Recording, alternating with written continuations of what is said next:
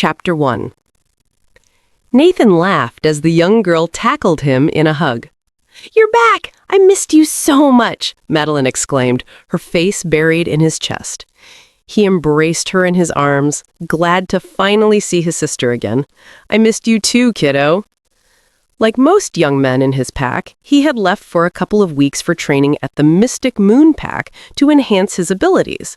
Supposedly, this pack had the most challenging training program, aimed to create the strongest soldiers. Madeline could tell how hard her brother had been working. His muscles were more defined, and he seemed in desperate need of rest. "How was it?" she asked, lifting her head to look at him. "Well, I survived," he answered tiredly. A frown formed on her face, seeing how exhausted he was. She pulled away from the hug and grabbed his hand, leading him to their house. "If I knew you were going to be back today, I would have baked your favorite cake. Anyway, you really should get some sleep." Nathan smiled at how caring his sister was.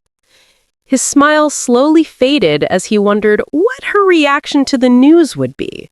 He had been specially selected to be a warrior at the Mystic Moon Pack due to his remarkable strength. He was sent back for a few hours to pack his belongings before leaving his home for good. Being able to serve such a powerful pack was a great honor, but he knew that his sister would be devastated by this news. Madeline wasn't like other werewolves. Literally, she was human. Nathan's parents found her abandoned in a forest when she was only a baby. They took pity and raised her alongside their own son. Growing up in a pack among werewolves, the human girl was often teased and left out. Only her brother stood up for her. He grew very protective, confronting anyone who dared to mistreat her. Over time, the pack grew to accept her. During her teenage years, she became more confident and expressive, finding a love for baking and often sharing her creations with everyone.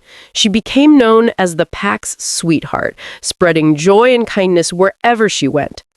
Lying in his bed, Nathan pondered how he would break the news to her. Leaving forever was something she wouldn't take lightly. They had been together their entire lives. I'm too tired. I'll talk to her when I wake up." "You're leaving? Forever?" Madeline sniffled, trying to hold back her tears. Nathan sighed. It always hurt him to see his sister cry. "I'm sorry, Maddie. I wish I could bring you with me. I'll still call and visit sometimes, all right? It's not like we'll never see each other again." "But I don't want to be alone," she whispered. Nathan's frown deepened. "Do you really have to go?" Alpha Blade picked me out to be a warrior himself. I can't say no to him." "Who even is that?" she asked, confused. "You've never heard of Alpha Blade?" Nathan could not believe it. The Alpha was known for his unmatched strength and commanding presence. Rumor had it that he had fought in countless battles and always emerged victorious. Nathan vividly remembered his powerful aura when they first met. It was almost overwhelming. There was no way he could have refused the Alpha's request. Well, in short, he's a very powerful leader. You should have pretended to be weak so he wouldn't pick you. Why? It's an honor to be chosen to serve under him. As much as I don't want to leave you, I can't turn down this opportunity. Madeline looked down as tears fell down her face. Nathan gently pulled her close, comforting her. "Don't cry. You know I hate to see that." "Then leave," she whispered. "You'll be fine without me. You have the rest of the pack to protect you." She continued crying softly, and he sighed deeply. "I'm 20 years old now. I can't stay here forever." Madeline reflected on his words for a moment, and, "Sorry, I'm being selfish, aren't I?" She pulled away and looked him in the eye. "You deserve to do what makes you happy. I shouldn't hold you back," she said, wiping her tears. Deep down, she didn't want to let him go, but she knew she had to. Nathan glanced at his wristwatch. "Alpha Blade is arriving in about 5 minutes. I should get ready to leave. Take care. I promise I'll come visit as often as I can." Nathan smiled softly before grabbing his bags and setting them outside. He didn't have to pack much, since the Alpha assured him he'd be provided with everything he needed there. "Nathan," Madeline called, poking her head out the door, "your cake is ready. At least eat a slice before you go, please. You made a cake for me? Thank you. I'll be there in a minute. Dread filled him as he saw a black luxury SUV pull up in front of his house. Don't be nervous, Nathan, he thought. He won't hurt you. You're part of his team now. The window rolled down as he approached. Good evening, Alpha. The man simply nodded. Ready to go? His voice was deep and steady, commanding respect. Nathan glanced back at his house before speaking. Would you like to come inside and have some cake first? Tilting his head slightly, the Alpha's eyes met his. His gaze was intense, and Nathan held his breath. Cake? My sister made it for me, and she'd appreciate if you came to eat too. Or, if you're in a hurry, I'll just say goodbye to her and we can leave, he said quickly. There's no hurry. Take your time. I'll wait. Nathan frowned. He didn't like the idea of the Alpha waiting outside. Please come in, sir. She makes the best cakes. Besides, you said you had things to discuss with me, right? We can talk inside. The Alpha hesitated for a moment before finally stepping out of the car. Nathan smiled gratefully and led him inside. The Alpha's nostrils filled with a sweet vanilla scent. It must be the cake, he thought, though a strange feeling tugged at his chest. He brushed it off and sat down at the dining table. Before him stood a small layered cake, beautifully frosted and decorated with fruit. He wasn't a big fan of sweets, but accepted a slice. To his surprise, it tasted wonderful. They spent the next few minutes discussing Nathan's schedule and responsibilities as a warrior in the new pack. A challenging season was coming, and Nathan would be on the front lines to defend his people. Madeline walked downstairs to say her goodbyes, but froze when she saw the Alpha. She didn't want to interrupt, but both men had already noticed her. The Alpha's eyes moved to her, taking in her presence. She wore a simple, peach-colored dress that suited her modestly. When their eyes met, something unexplainable stirred inside him, a feeling of connection he hadn't expected. He blinked, trying to understand it. Mate, his wolf whispered within him, not in longing, but in recognition, marking the beginning of a bond neither of them yet understood. Chapter 2. Madeline shifted her weight from one foot to another, feeling a bit uncomfortable under his overt gaze. Running back upstairs was a possible recourse, but she didn't want to seem rude to the guest. Hello, she greeted him, giving him a smile. His heart did a somersault. As if she wasn't pretty enough, she looked 1,000,000 times more beautiful while smiling. He felt an unexpected urge to protect her.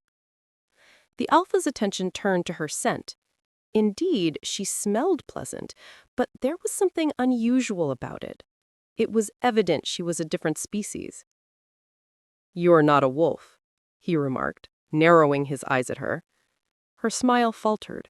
This was nothing new for her. Werewolves often spoke to her condescendingly when they discovered she was human. Of course, a powerful Alpha would be no different. Nathan felt Madeline's unease and spoke up. Yes, she's human, but she's been living here since she was a baby. Did you say she's your sister? The Alpha asked, turning his attention to him. Well, not biologically. My family adopted her. And you both live here alone? The thought of his mate living alone with another male stirred up his concern, even if they considered each other siblings. After the death of our parents, yes. The Alpha pondered for a bit. He could not leave this girl here. She would have to be brought to his pack. Yet he could also not tell anyone that she was his mate, or his biggest secret would be revealed. There was a moment of silence before he continued. She seems young and fragile. You're going to leave her here by herself? Nathan scratched his neck, unsure how to answer. Why did the Alpha seem to care so much about his sister? People always said he was cold-hearted and unsympathetic. Nathan found this odd, but replied to the question anyway. I was a bit worried, but our other pack members live nearby. They'll protect her from anything. Besides, we haven't had any attacks or danger in years. I think she's safe here. Bring her with you. Madeline and Nathan's eyes both widened at the Alpha's command. I can bring her? Nathan smiled brightly at the idea of taking his sister with him. Contrarily, a look of concern swept over Madeline's face. This place was all she had ever known. She had lived here her whole life. It had taken years to gain the trust and love of her pack members, and if she moved, she would have to do it all again. Would another pack even accept her? Mystic Moon was filled with powerful, aggressive wolves. A human could struggle to fit in there. Nathan frowned at her anxious expression. "Maddie, don't you want to come with me?" She timidly shook her head, subconsciously taking a step back. "I'll be okay here. Don't worry about me." She smiled at her brother, displaying her little cheek dimples. Normally, Alpha Blade would be furious if someone tried to disobey his orders, but for this girl, it was different. Her face held so much innocence and delicacy that he couldn't bring himself to be harsh with her. He thought to himself, "This is what they mean when they say your mate is your weakness. I will not allow her to be left unprotected. If she won't come willingly, I'll make sure she's brought to safety." "You will bring her," he told her brother, looking straight into his eyes. Nathan gulped. His gaze was so forceful he couldn't decline. He wanted to ask him why he wanted his sister to come so badly, but the words refused to come out of his mouth. Yes, Alpha. Maddie, you should pack your things." The human sulked at her brother. "I can't just leave. Our Alpha son's birthday is coming up, and he wanted me to make his cake. And I have so many other things to do. You should just go without me." Nathan was staggered at how she could refuse the Alpha's order. Her human senses were not as tuned as werewolves. She could not fully perceive his powerful presence, hence she wasn't instinctively afraid of him as others were. Although he wanted to respect her wishes, Alpha Blade's firm expression was difficult to defy. "I can get her to come, but it'll take a few days to convince her," he whispered to the Alpha. "Then I'll come to get you in a week." The Alpha got up from his seat, walking toward the exit. "Goodbye," he heard Madeline's sweet voice say, making his chest lift slightly.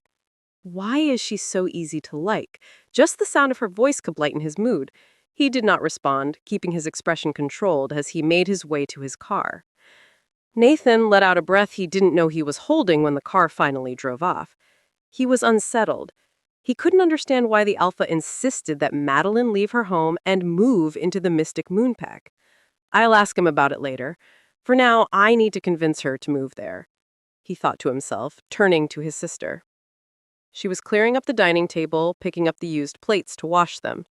"Maddie," he began, "I told you he's one of the strongest alphas in the world. You know what happens to people who defy him?" Nathan had heard many stories of those who had challenged Alpha Blade and later faced very harsh consequences. The mere thought of it sent a shiver down his spine. "No. What does he do?" Madeline asked, innocently. Her brother sighed. "You really don't know much about him, do you? Anyway, please move there with me. I swear I'll make sure you're provided for if you do." "I don't want you to buy me anything. Why do I have to go there, too?"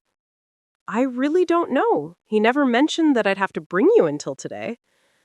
"I don't want to move to a new pack. Everyone is going to resent me for years. They always resent humans." Nathan brooded over his sister's words.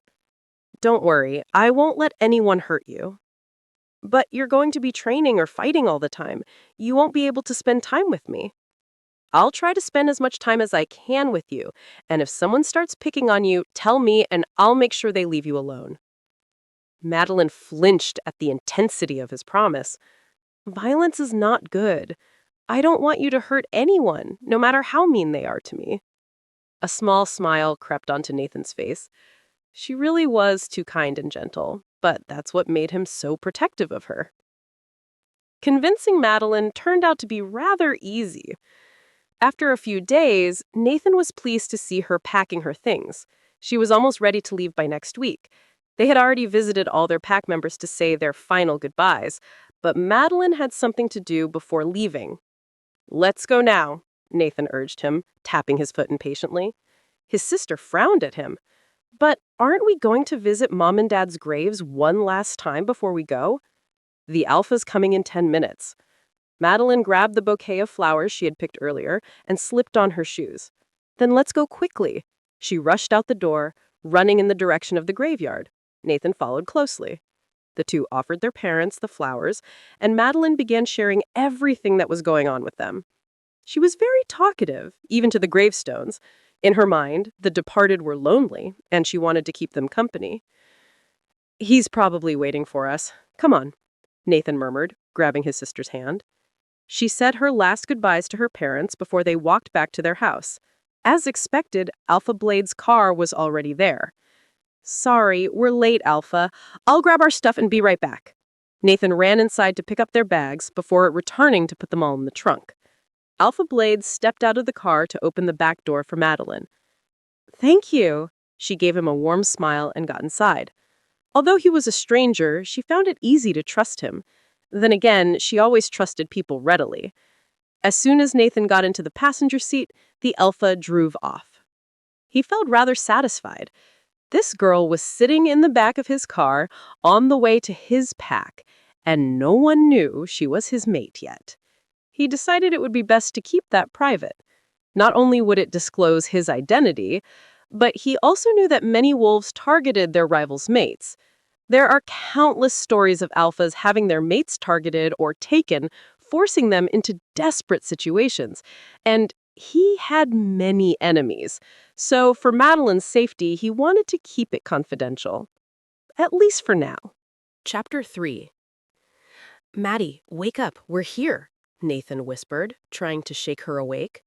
He grabbed their belongings from the trunk before going back to wake her again. Geez, you're such a deep sleeper, he mumbled, looking at her peaceful, sleeping face. I'll carry her inside. Alpha Blade stepped out of the driver's seat and walked over to her, gently lifting her in his arms. For a moment, he froze as he felt a strange warmth flow through him at the contact, but he quickly masked his reaction. Nathan was startled by his action but stayed silent. They closed the car door and walked into his new house. Similar to his old pack, members of the Mystic Moon Pack preferred living in separate houses scattered across the territory, instead of sharing one large home. Alpha Blade appreciated this. He had always been reserved and valued his privacy. Living in a shared home would have been unbearable for him. While Nathan unpacked their things, the Alpha walked upstairs to place Madeline carefully in her new bed. Once she was tucked in, he brushed a few strands of hair from her face. For the past week, he couldn't get his mind off this girl. Her calm presence, her kindness, her bright smile. He never thought anyone could affect him this way. Alpha? Nathan stood in the doorway, watching him cautiously. He didn't like any man being alone in a room with his sister, especially when the Alpha's gaze lingered. The Alpha quickly composed himself. Excuse me, I've rarely seen humans in person. I was only curious how you've managed to live peacefully with one. Humans aren't that different from us. Just think of her as a wolf who hasn't shifted. Right. Anyway, I'll send someone over to cook for you tonight. You may rest for today, but your training begins tomorrow. Be at the training grounds by 8 a.m. Nathan followed him to the door. Yes, Alpha. Goodbye. Over the next few days, Nathan was constantly busy, leaving early each morning and returning late at night. Madeline tried to wait for him, but often fell asleep on the couch, and he would carry her to bed after his long training sessions. She kept herself company by chatting with the maid who came to cook and help around the house. Her name was Edith, and though she was initially nervous about a human living in the pack, she quickly grew fond of Madeline's gentle and cheerful nature. One day, Madeline decided to surprise her brother with some cupcakes. She had waited days to gather all the supplies she needed. After filling her piping bag with frosting, she began decorating each cupcake carefully. The sound of the door opening made her smile. She hoped Nathan would love them. She turned to greet him, but paused when she saw Alpha Blade instead. His eyes softened slightly as he saw her in a light blue apron with tiny daisies. She looked content, focused on her task. Hello, she said politely. The way she spoke to him so naturally surprised him. Everyone else treated him with fear and formality, yet her friendliness felt refreshing.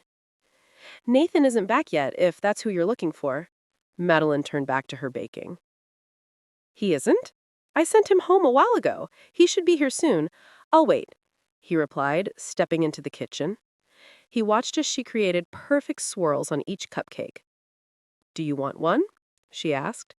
He hesitated, then stepped closer. Positioning himself beside her, he guided the piping bag carefully as she showed him how to make the swirls. The two worked together quietly, focusing on the frosting. "Ta-da!" she exclaimed.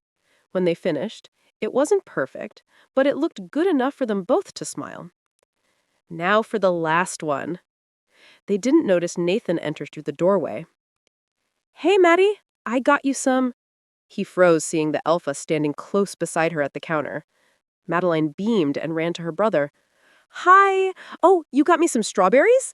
Thank you!" She grabbed the pack from his hands. "I was waiting for you," the alpha said evenly, stepping out of the kitchen. "It looked like you were doing something else," Nathan muttered under his breath. He was beginning to suspect the alpha's interest in Madeline. "What did you say?" "Nothing. I apologize for being late. I would have come earlier if I knew you were here." "Not to worry. Let's go to my office. I have things to discuss with you." Nathan followed him. To the alpha's house. It was large and stately, fitting for someone of his rank. "There have been rogue sightings in the northeast border of our territory. My strongest warriors will be sent there. Starting tomorrow, you'll be patrolling that area. Understood?" "Yes, Alpha." "They may attack without warning. Stay alert." Nathan nodded, but couldn't stop thinking about what he had just seen in the kitchen. "Alpha, may I ask you something?" "Go ahead," Blade said without looking down at his papers. "Are you interested in my sister?" The silence was heavy. The alpha slowly set his papers down, his gaze sharp. "What makes you think that?" "Well, you insisted she move here, you carried her when she arrived, and today I saw you standing close to her in the kitchen. I just need to know what your intentions are." "Mind your business," he said curtly. "This is my business. She's my sister. She's only 16. You need to stay away from her." The alpha paused at her age. She was younger than he thought. But it wasn't something he could control. Destiny had made its choice. "Stay in your place," the alpha said sternly. "You have no authority to question me." Nathan's tone softened. "Please, just tell me why. She's human. You could have anyone. Why her?" The alpha studied him for a long moment. He weighed whether he could trust him with the truth. "I would stay away from her if I could, but the bond between us won't let me." Nathan's eyes widened. "Bond? You mean she's your mate?" "Don't tell anyone. Not even her. I'm trusting you with this." "But how is that possible? Werewolves and humans can't be mates." The alpha sighed, knowing there was no turning back now. "I'm about to tell you something no one else knows about me, and I need you to make sure it stays a secret." Chapter 4. I am not a werewolf. Nathan blinked in incredulity. "What?" The alpha leaned closer, repeating the assertion. "I am not a werewolf." "What are you talking about? I've seen you shift, and I can smell—" Nathan paused to sniff the air. "Yes, you smell like a wolf." "I am a wolf, just not a werewolf." "What does that even mean?" "I'm a direwolf." He watched as Nathan's mouth slowly dropped open. "A direwolf? No way! They went extinct thousands of years ago!" "No, there's still a few of us left. In order to keep our species alive, the moon goddess has not only increased our strength, but has paired us with humans, unlike werewolves. We have the ability to turn our human mates into direwolves, though it rarely works. Humans are so weak they typically end up dying during their transformation." The thought of his little sister dying made his muscles rigid. He knew that she was weaker than most humans, meaning if she were to transform, she would certainly not survive. "You're not turning her into a wolf. Stay away from her," he spoke through gritted teeth. He did not care how powerful the man in front of him was. He was going to protect his sister no matter what. The alpha leaned back in his chair nonchalantly. I have no desire to transform her. I think she's quite cute as a human. But I can't say I'll stay away from her. I believe she's quite fond of me as well. Nathan sniggered. She's nice to everyone. Don't think you're getting special treatment. No offense, but I highly doubt she's interested in you. Humans cannot feel the mate bond. You have to make her fall in love with you. Make her fall in love? How would I do that? I don't know. Talk to her, buy her gifts, impress her. Wait, why am I helping you woo my sister? He thought a bit, ignoring the last part of his sentence. I'm one of the strongest alphas in the world. Is that not impressive enough? She doesn't care much about strength. Believe it or not, she has actually never heard of you before. I guess that's a good thing, because if she knew how many men you've killed, she would never be able to love you. Nathan commented, briefly making the alpha's eyes widen. Well, make sure you don't tell her about that then. If she doesn't care about strength, how am I supposed to impress her? I guess be kind and thoughtful. You have to be kidding me. Kind and thoughtful? Yeah, you're the complete opposite of someone she'd fall in love with. I really suggest you leave her alone and go find another human. A loud growl interrupted him. She's destined to be mine. Do not try to keep us apart. I'll kill anyone who comes between us, even if it's you. Understood? The young man felt his blood freeze as Alpha Blade's threatening stare pierced through his skull. Yes, Alpha. Good. Now tell me, what kind of gifts should I buy her? Nathan allowed a breath as the tension left the air. I don't know, flowers maybe? She's really not a materialistic person. Anything would make her happy. Her name is Maddie, correct? That's her nickname, but yes, you can call her that. The alpha stared at him blankly. I asked for her name, not nickname. Madeline. Madeline. He tested her name on his tongue. How lovely. What else is there to know about her? The two spent a while talking about the young girl. Nathan was not too happy that the most powerful man in the world was mated to a sister, but in his heart, he knew he'd take good care of her.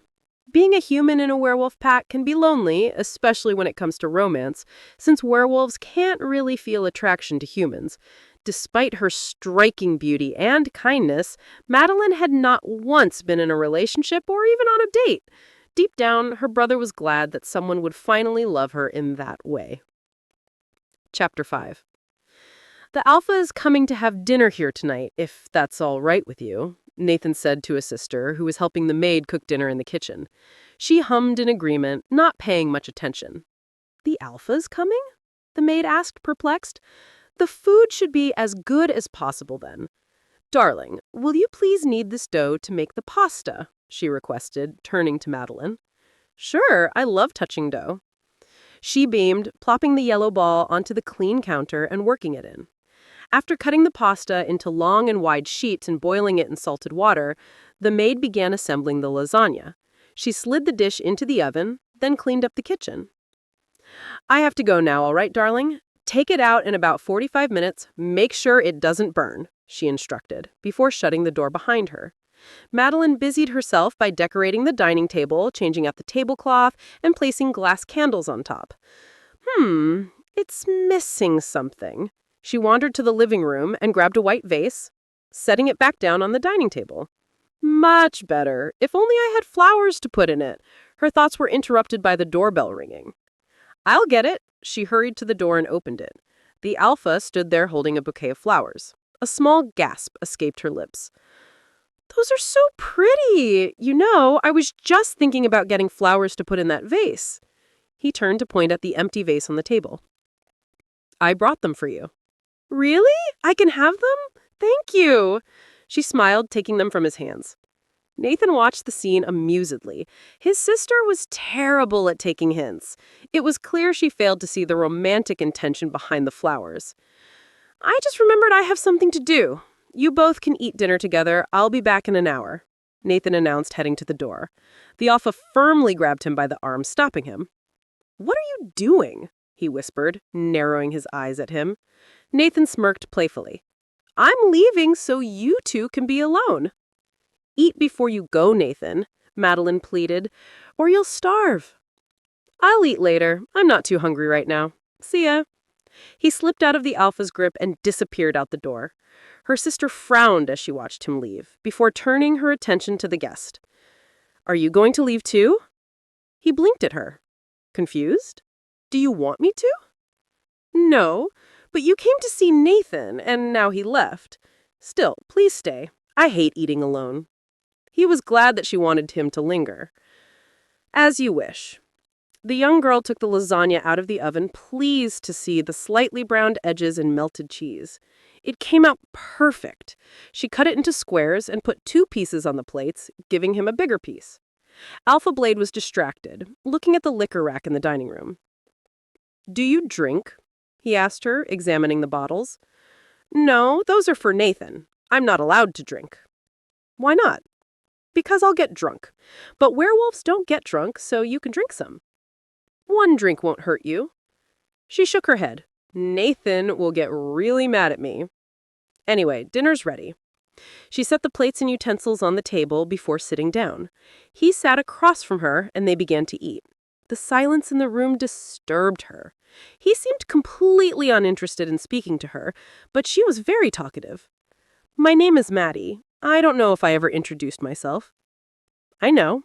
Your brother mentions you often." "Oh."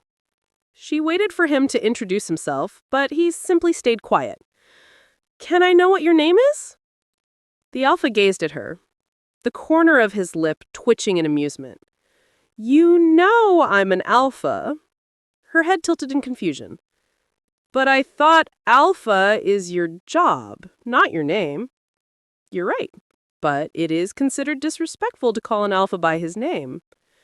Madeline peered at him through her lashes, pushing her bottom lip forward slightly to form a pout. "But I thought we were friends." He froze for a second. "Friends? No way am I letting my mate friend zone me." But if permitting her to call him by his name would make her feel closer to him, he decided to allow it. Plus, she looked too cute while pouting. He couldn't refuse. "My name is Matthew." Her eyes immediately lit up, a grateful smile spreading across her face. "Thank you for eating dinner with me today, Matthew." He was not used to being called by his name, but he loved the sound of it coming out of her mouth. Her voice was euphonious, sweeter than honey. "Only you are allowed to call me that." "Anyway, I have to leave now. Take care." "Goodbye." She watched contentedly as Matthew left before turning her attention to the flowers sitting in the vase. "Pink and blue. How did he know those are my favorite colors?" Chapter 5.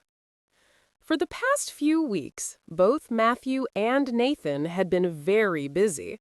The rogues near their territory had been attacking more often, and there were a lot more of them than they expected. It was evident that a war between them was inevitable and very imminent. "I'll come talk to you again later. I have a meeting with my beta right now," Matthew said, glancing at his watch. "All right. Also, if you can, bring some chocolates for Maddie. She really appreciates them during this time of the month." Matthew did not quite understand what Nathan meant by this time of the month, but agreed nonetheless. He enjoyed buying gifts for his mate, especially when he got to see her angelic smile as she received them. This time, however, she did not smile. She did not even get up from the couch to greet him like she normally does. He stared at her worriedly while she ripped open the chocolate bar wrapper and took a bite, her other arm tightly clutching her stomach in discomfort. "What's going on?" His eyes suddenly widened as an unusual smell hit him. Blood. Before he could say anything, Nathan quickly pulled him to the side. "I know what you're thinking. Don't say anything about it." "What? She's hurt." "She's not. Trust me. She's just... It's normal for her." "That's what I just said." "No. Can we get out of here so I can explain? She'll get embarrassed if she knows what I'm talking about." They moved to a different room. Madeline was still enjoying her chocolate bar, not paying attention. "Will you tell me what's wrong with her now?" Matthew demanded impatiently. There's nothing wrong with her. It's normal for humans. It's like their version of a cycle, I think. She's going through a cycle? No, I'm not an expert on humans, all right? All I know is that they have a cycle every month and they like to eat chocolate during it. Matthew pondered for a while. He knew many things about humans, but he'd never heard of this before. A cycle. Where does it even happen?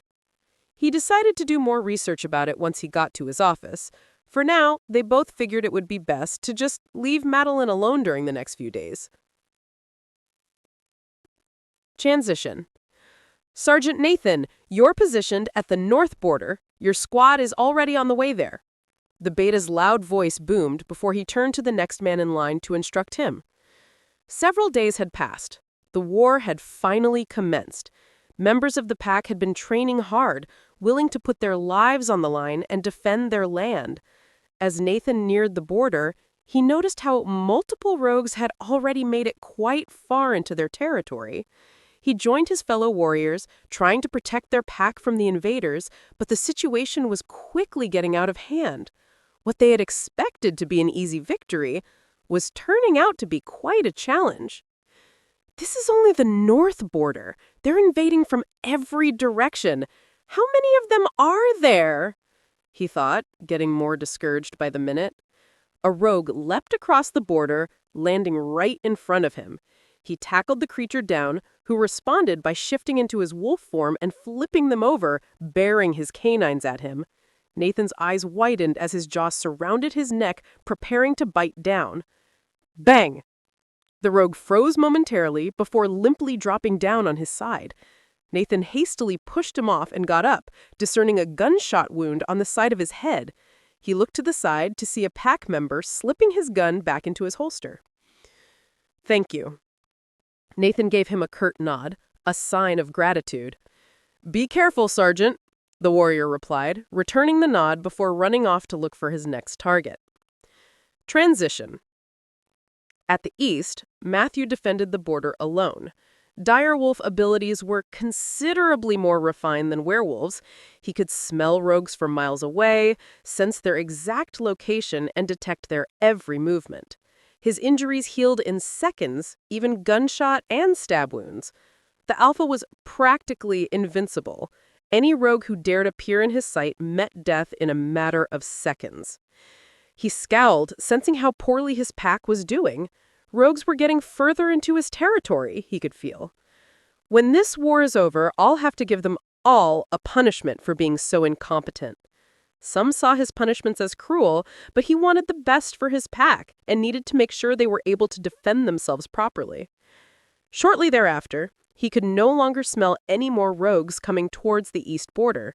He began heading north to help out his warriors, but stopped when his mate came to mind. Is Madeline all right? Transition. Nathan had the same concern as his Alpha. Something in his heart told him to make sure his sister was okay. He ran back to their house, paying attention to spot any rogues on the way there. Once at the house, he stiffened when he heard 3 voices coming from the front. Do you smell that? There's a human in there. I heard they're super easy to kill. They can't even smell us coming. And it's a female, too. Might as well have some fun before killing her. The rogue snickered, reveling in the idea of harming a young girl. Nathan felt his blood boil as he listened to the conversation from the other side. Nobody could touch his sister. Certainly not some filthy rogues. He was unsure if he could take on 3 men at once, but when he heard them break through the door, Nathan could no longer hold himself back. Madeline was in her bedroom, praying that the war would end soon and her brother would be safe. With her weak human senses, she couldn't smell the rogues entering her home or even hear them walking upstairs.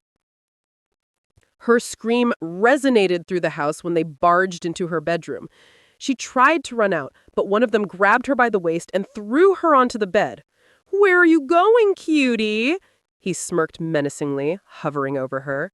The young girl froze in fear. Her arms were pinned back, preventing her from defending herself. Stop! She tried kicking him away, but her strength was no match to his. He only made it up to her thigh when Nathan shoved the door open and growled in anger. In a flash, he grabbed the rogue on top of her and rammed his head into the wall, forming a dent. He sensed the other two approaching him and sent them both tumbling back with a kick. "Don't touch my sister, understood?" He snapped, slamming the rogue's head through the wall with each word. The other two rogues ran out, rushing back downstairs to escape. "I didn't forget about you guys!" He chased after them, dragging the third one down the stairs behind him. Madeline sighed of relief when they finally left. Her entire body was shaking badly. She was eternally grateful that Nathan came to save her in time. Although she was petrified, she crept out of her room to observe the fight happening downstairs. The rogue, Nathan, who had plowed into the wall, was now unconscious. There were only two left to defeat. While he was distracted fighting one of them, the other snuck into the kitchen. He grabbed a sharp, gleaming object and approached Nathan, who was facing the other way. Madeline's eyes widened when she saw him pull out a huge kitchen knife. "Nathan, watch out!" Her brother looked up, their eyes briefly locked. She saw the pain flash through them as the knife pierced through his back. He fell to his knees as she screamed once again, rushing downstairs. The rogues didn't matter to her anymore. She had to make sure her brother was okay. "Do you smell that? It's getting closer." The rogues froze in place when they realized whose scent belonged to Alpha Blade. They slowly turned to the door and visibly paled at the sight of him standing in the doorway. The Alpha's attention drifted to Nathan's wound. His condition seemed critical. He was losing blood too fast. "It's in my heart," he choked out, gasping for air. "Hang in there. I'll take care of these three and take you to the hospital." Matthew grabbed all three rogues by their shirt collars and brought them outside. He felt their heart rates accelerating in pure terror, making him smirk. Within the next minute, they no longer had a heartbeat. "Nathan, you won't die, right? Please don't die," Madeline whimpered, holding his hand tightly. His vision had started to black out, but he managed to give his sister a weak smile. "I love you, Maddie. Remember that it's not your fault," he stammered breathlessly. Tears welled up in her eyes as her lip quivered. "I love you too, but don't die, please, please, Nathan." She sobbed loudly, wrapping her arms around her brother. She was getting covered in his blood, but couldn't care less at the moment. All she wanted was her brother's safety. Matthew walked back in, frowning at the grievous scene. It was clear that Nathan would not survive.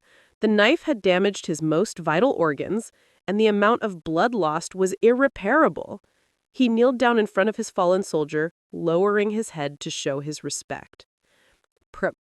Protect her, please," he whispered, before he breathed his last. Chapter 6. He stood there while Madeline sobbed bitterly into his chest. Matthew had seen too many deaths.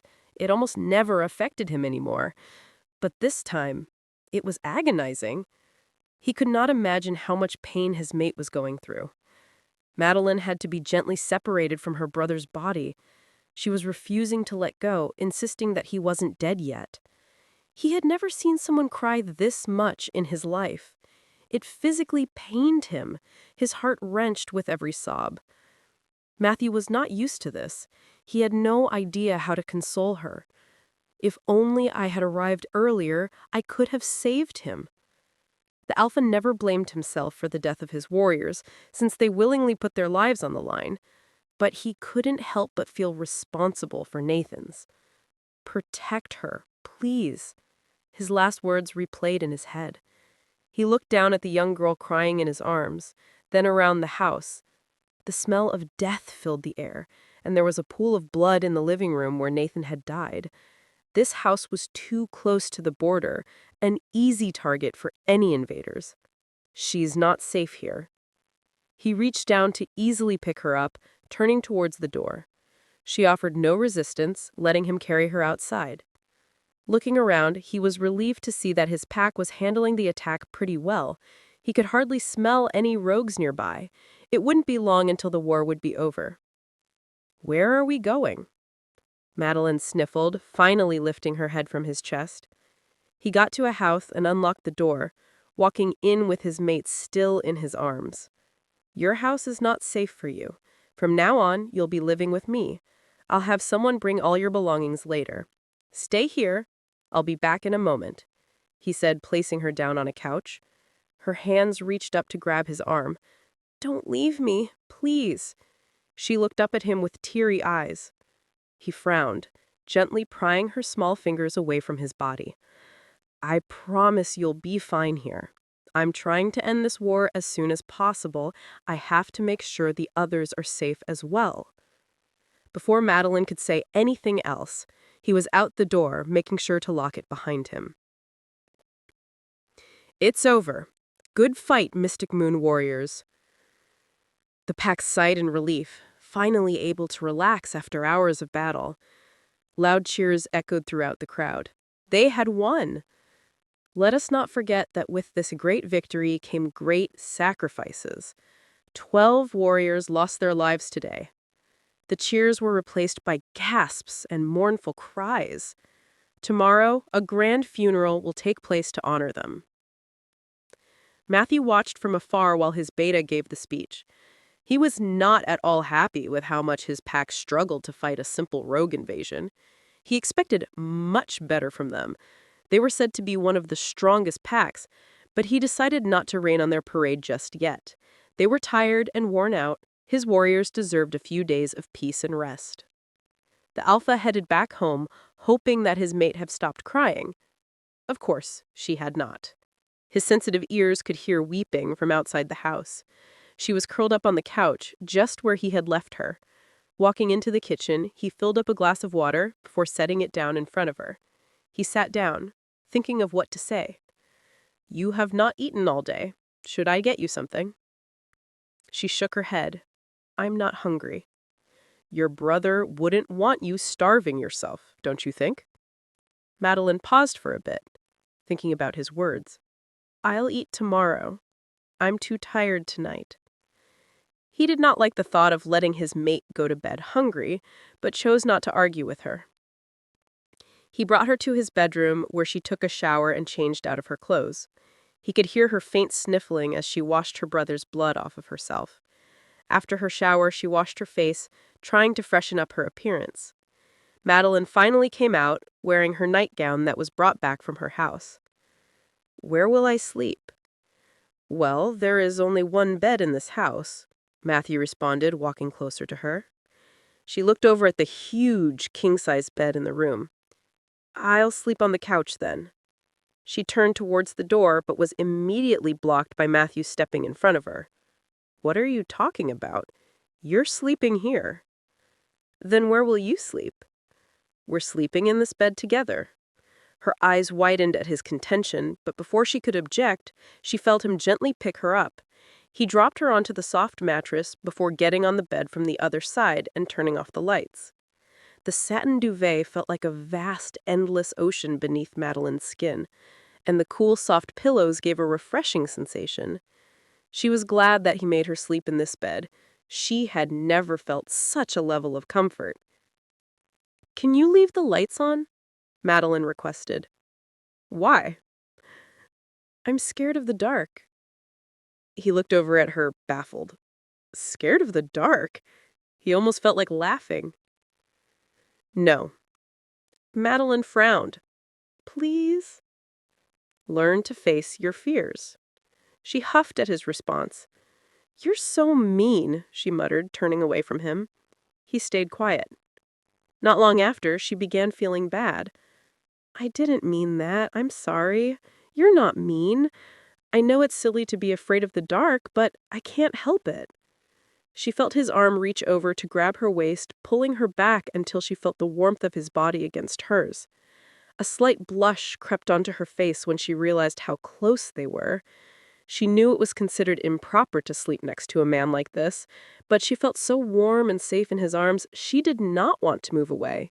She suddenly did not mind sleeping in the dark anymore, and sleep began overtaking her. Good night, Matthew. Good night. The next day, the funeral took place. Madeline waited until everybody left to approach Nathan's grave. She felt tears pricking her eyes again as she read his name engraved in the headstone.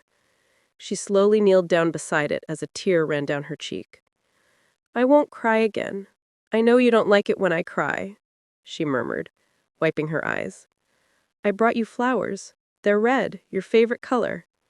Gently, she placed them down in front of the gravestone.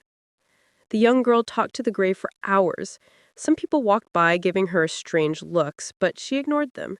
Her brother was her best friend, and not even death would change that. "The sun is starting to set. I think it's time to leave." Matthew's voice made her flinch in surprise. She looked over at the horizon, watching the sun descend behind it. "Wow, I must have been talking for hours. I hope I didn't annoy you too much, Nathan," Madeline said, looking back at his gravestone. Matthew found it strange to talk to a grave, but he was glad she wasn't crying anymore. He grabbed her hand to help her stand, catching her when she stumbled. "You've been sitting for too long," he remarked, placing his hands on her hips to steady her. She looked up at him with pleading eyes. "Can you carry me again?" He glanced around. Unlike yesterday, there were many pack members roaming around the area. They all knew their alpha was not the type to flirt around with girls for fun. They would easily find out that there is something going on between him and this human girl. But when he looked back into her adorable doe-like eyes, he simply couldn't refuse. "Who cares if they find out? I can't keep it a secret forever," he thought as he reached down to pick his mate up in his arms. Chapter 7. Matthew woke up, feeling a light weight on top of him. Raising his head, he looked down to see his little mate resting her head on his chest, still asleep. He mentally smiled as his hand brushed her chestnut brown hair away from her face, revealing her pretty features. No matter how many times he had seen her, her beauty always took his breath away. His smile diminished when he saw traces of dried tears on her face. She almost never cried in front of him anymore, but he would sometimes hear her sniffling during the night or whenever she was alone. It was clear that she missed her brother deeply. As much as he wanted to help her, he knew only time would heal her wounds. He gently placed her head on the pillow so he could get up. As usual, he had a busy day of work ahead of him today, starting with a meeting with his beta. "Good morning, Alpha." The beta bowed his head slightly before entering his office.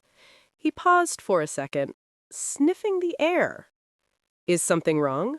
Matthew asked. "You have a human scent on you." They stared at each other for a moment. "Yes, a human lives with me." "Is it Sergeant Nathan's sister?" he asked, gesturing with air quotes at the word sister. "Yes, do you have an issue with that?" the Alpha retorted, a hint of irritation in his voice. He gulped, frantically shaking his head. "No, Alpha." "Good. Now let's discuss the actual important subjects." End of Matthew's point of view. Several hours later, Matthew decided to check up on his mate. His house was pretty big, and he had not gotten a chance to properly show her around. There were many rooms he did not want her to venture into, and he hoped she hadn't done so yet. However, he could not feel her presence when he walked into the house. Worry clouded his mind as he went up to his room to find her. Her scent wasn't fresh, suggesting she had left hours ago. "Madeline?" he called out, going back downstairs. Maybe she was in the kitchen. She loved baking, and a sweet scent was coming from there. Walking in, he found a platter of sugar cookies on the counter, but no trace of his mate. All of the baking equipment was neatly put back into place, meaning she had time to clean up after making the cookies. He ran his hand through his hair, frustrated. Where could she be? Did she leave the house? He walked out of the door, trying to track down her vanilla scent. There she was, sitting at the cemetery and talking to her brother's grave again. He did not like eavesdropping, but he was quite curious as to what she was saying to him. "I can't believe you left me here alone. I barely know anyone in this pack, you know? And no one likes me here. Every time I talk to someone, they ignore me or give me weird stares. The only people who are nice to me are Edith and Matthew, but I can barely speak to them because they're always working all day." Matthew glowered at her words. He had no idea she felt this way about his pack. How could people dislike this angel? She was an absolute gem. Even a man like him, who almost never smiled, felt his mood brightened by her mere presence. Madeline gasped in surprise as she felt someone grab her from behind. "Oh, it's just you!" Her tense muscles relaxed when she realized it was Matthew. "Why did you leave the house? I had you worried. I was looking everywhere for you." She stood up, brushing the dirt off herself. "I'm sorry. I didn't know you'd get worried. Are you angry at me?" He fought back the urge to smile. How could he think he could ever get angry at her? "I'm not. But next time you want to leave the house, tell me first, all right?" She nodded and said her goodbyes to Nathan's grave before following Matthew back to the house. "Can I ask you something, Matthew?" He opened his eyes to see Madeline's face inches away, staring at him intently. They were both lying in bed, ready to fall asleep. "Hmm?" he responded, too tired to speak. "Promise you won't lie." His muscles stiffened as the air tensed. Did she find out she was his mate? Or has she heard of the many other secrets he keeps from her? "What is it?" "Do you even like my baking?" That was her question. The heavy feeling in his stomach dwindled. He was getting himself worked up for nothing. "If you want my honest answer, I've never been a fan of sweets, but I do think you're a good baker." Madeline made a mental note to try to cook more savory foods. "Can I ask you something else?" "Go ahead." "How old are you?" 22. She heard her gasp in surprise. "Really? I thought you were like 30. "What?" He was accustomed to people thinking he was older than he is, but 30? "Okay, maybe not 30. You don't look that old, but you act old. You act like a dad, kinda. Sorry, am I being rude?" The corner of his lips curved upwards in amusement, and Madeline froze for a second. This was the first time he had seen him smile. He hardly ever showed any emotion, and she felt a bit special to be able to see this rarity. "Go to sleep," he mumbled, shaking his head. "But I don't want to sleep. I want to talk to you." "You're going to make me late for work tomorrow." "Fine, I'll let you sleep. Good night." Rumors began spreading around the pack quickly. By now, they were all aware that their alpha was living with another girl. Alpha Blade turned 18 over 4 years ago and had been looking for his mate ever since. Deep down, they all hoped he would find her soon. They wanted him to be happy. Although he was highly respected and praised across the land, they could tell he was terribly lonely. His pack eagerly waited for the day he'd meet his mate and let her melt his ice-cold heart. But her? She could never be his mate. She was too young, too weak, and most importantly, a human. What could he possibly want from her? They found it hard to believe that such a pure, innocent-looking girl was close to their alpha. But what else was there to assume? When the news reached Edith, she could not believe it. The cute teenager who always helped her with her chores would never do such things. Her curiosity got the best of her. She would ask Madeline about it herself next time she had chores at the Alpha's house. "Darling, may I ask why you live here now?" The two women were in the living room, Edith ironing his clothes while Madeline folded them up. She shrugged in response. "I don't really know. He wanted me to come here after Nathan died." "Does he make you do anything in return?" Madeline looked over at her innocently. "What do you mean?" "Well, Alpha's not that kind that he'd let you stay here at no cost." The young girl furrowed her brows. "Don't talk about Matthew like that. He's very kind." The maid could not believe her ears. "You call him by his first name? And you think he's kind?" Alpha Blade had many good qualities, but he was never known for being kind. He told me only I'm allowed to call him Matthew. Madeline smiled, turning back to fold his clothes. Edith was speechless. Not even the beta, his second in command, was allowed to address him by his first name. But this human girl had permission?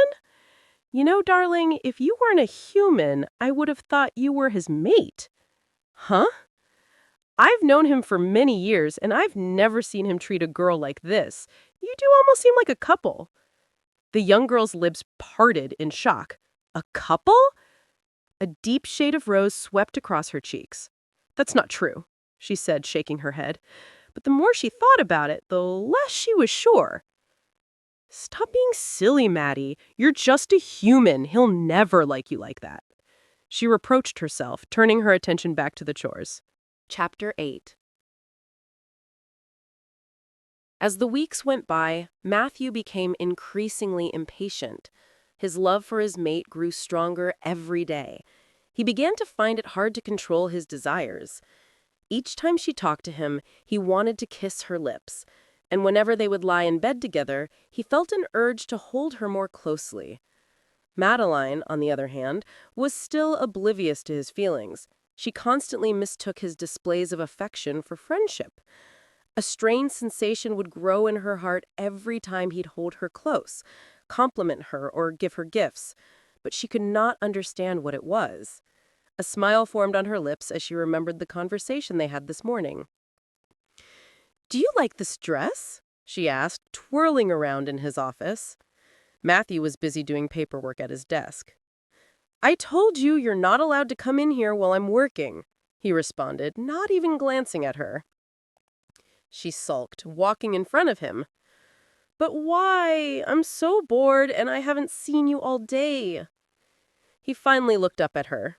His eyes immediately darkened as they raked her figure, taking in every detail. He could hear his wolf howling in his head, clouding his mind with thoughts of her. His eyes reached her face to see that cute little smile that melted his heart every time. "Is it nice? I made it myself." Madeline wasn't sure what he was thinking. His face was completely emotionless, but something in his eyes seemed different.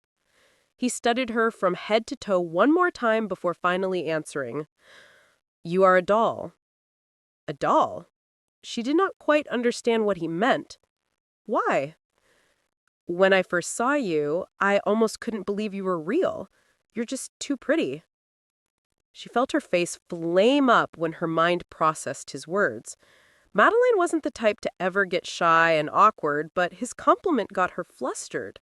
This was the first time he's ever called her pretty. She opened her mouth to speak, but did not know how to respond. Her heart started beating faster when he got up from his chair, approaching her. I'm distracting you from your work, aren't I? I should leave," she stammered, turning around to dash out of his office. He did not try to stop her, but a small smile crept on his face, seeing her reaction to his compliment as he watched her run out. Madeline buried her face in her pillow to hide her smile. "He thinks I'm pretty," she sighed dreamily. She had been called pretty many times before, but it felt so different from Matthew. Once she finally got over herself, she strolled downstairs to see Edith. "So, what's there to do today?" "Nothing, really. I just finished packing Alpha's suitcase and he left for his trip." "What trip?" "He didn't tell you? He's leaving for a week." Madeline blinked, her eyebrows creasing in disbelief. Matthew was going away for a week, and he didn't even tell her. What? "He has an important meeting with another alpha. I don't really know the details, but I won't be having much work to do here for the next week." Oh, okay, thank you." Madeline forced a smile, making her way back up the stairs and flopping down on the bed. She was shattered that he'd just leave like that, even if it was only for a week. Silent tears trailed down her cheeks. She knew it was foolish to cry over this, but then again, she always cried over foolish things. Shortly afterwards, she fell asleep with the light still on, feeling particularly cold without Matthew's touch.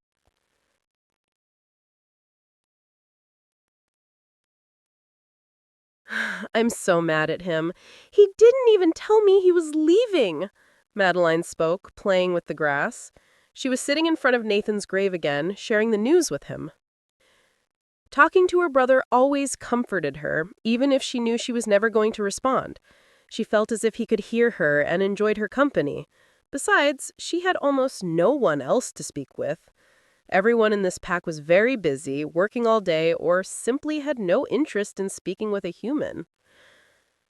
I'm not actually mad, I'm just sad. I can't really describe how I feel about Matthew. Sometimes he makes me really nervous, but I like being around him.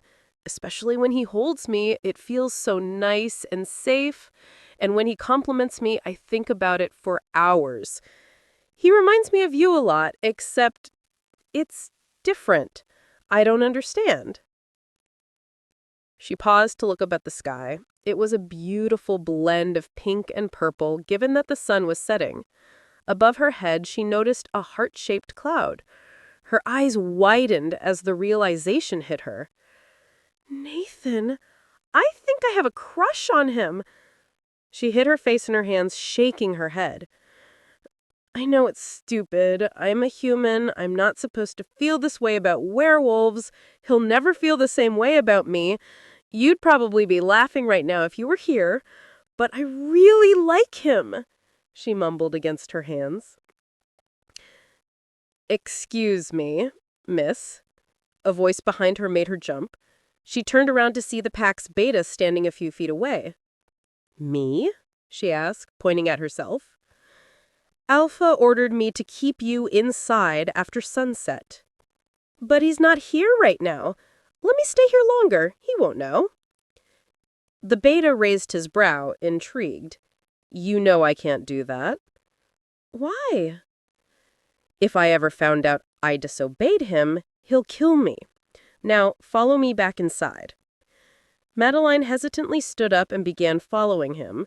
She was rather confused by his claim. I feel like you're exaggerating. He'll never kill anyone like that. He kept walking, bothering not to respond. The young girl decided to keep quiet. It was clear that he didn't want to speak to her. When they arrived at Matthew's house, he opened the door for her. Thank you, she uttered, stepping inside. Before he left, he handed her a letter. This is from Alpha. I will be gone for the next week, or maybe longer. My beta is in charge of keeping you safe, so be good and listen to him. If you ever need to talk to me, you can ask him to call me. Take care, doll. Also, do not go down to the basement under any circumstances. The last sentence piqued her curiosity. Madeline did not even know where the basement was, and now she was itching to find out. She scolded herself for having these rebellious thoughts. Don't break his trust. If he doesn't want you to go there, then don't. A wave of languor immersed her, so she began preparing for bed, smiling at how he had called her doll in his letter.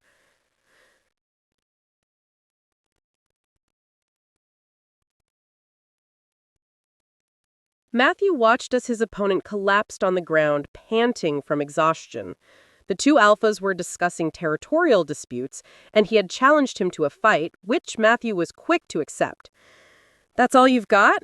I was hoping this fight would be somewhat challenging, but I guess not, he scoffed, while the spectators gaped in awe. Their alpha was at least 10 years older than Alpha Blade and had far more fighting experience. How could he possibly be losing? I think that's enough. Alpha Blade may have all the territory he wants. The pack's beta intervened, rushing to help the leader. No, I must keep fighting. That was purely luck on his part, but this time I won't hold back, the alpha scowled, and getting up to face his rival again. Matthew mentally smirked, shaking his head while he sensed him running closer. As the alpha raised his fist to hit him, Matthew grabbed it and wrapped his free hand around his neck, turning around to choke him against the wall. His movements were so quick that the crowd could not even register what had happened.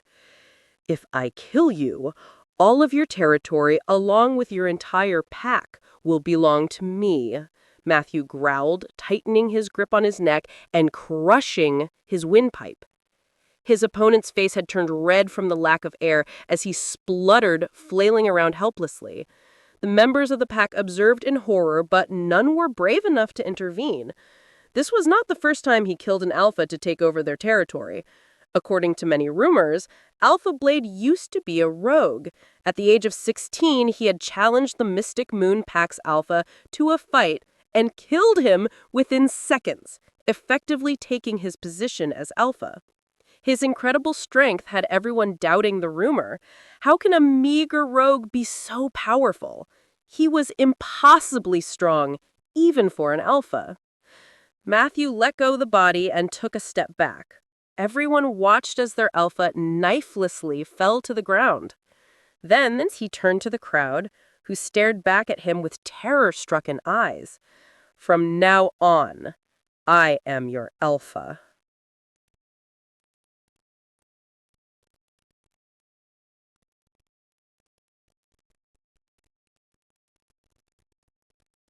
Chapter 9. Over the next week, Matthew had been very busy with the merging of the two packs. At first, the majority of the other pack was against this, but they slowly realized this new integration would mean more strength and better protection. They all began warming up to their new alpha, especially the females. Their previous alpha was nowhere near as attractive as Matthew. They all admired him, secretly hoping you'd claim one of them as his mate. Whenever he'd train with his new pack members, he would sense a crowd of females peeking through the windows, gawking at his shirtless, muscular body. He never paid much attention to other women. Sure, he had spent time with some, but he never held any deeper feelings towards them, except for Madeline, of course. His lips twitched into a tiny smile as his cute little mate entered his mind. Despite everything that's been going on, he always found himself thinking of her. Each morning and night, he craved the feeling of holding her in his arms. He wondered if she was missing him as well. She hadn't called him the entire time, which made him a bit unhappy, but he convinced himself that perhaps she was simply too shy to ask his beta for his phone. Speaking of betas, he had to figure out what to do with the other pack's beta. Unlike most packs, this one was a female. He had originally planned to have her quit her position and let his own beta take over, but she was not a fan of that proposal. "Let me be your beta. I swear I'll do a much better job than he will," she insisted, crossing her arms. Matthew narrowed his eyes at her. "Do not argue with me. He will stay my beta, and that is final." He turned to leave, but she quickly ran in front of him, blocking the door. "Let me fight him. If I win, he quits his position." The alpha raised a brow, slightly amused. "I don't think he'd be interested in fighting a puny female," he quipped, pushing past her to leave. She followed him, visibly annoyed by his retort. "I don't care. I deserve a chance to prove myself." Matthew let out a loud sigh, realizing that this woman was not going to leave him alone anytime soon. "Fine, I'm heading back to my side of the pack tonight. You can come see us tomorrow. Maybe he'll accept to fight you." A bright smile formed on his face. "Yes, thank you, Alpha." He was curious about how this frail-looking female planned on fighting his beta, but he decided not to judge a book by its cover. After all, there must be a reason why this pack had chosen her to be their beta.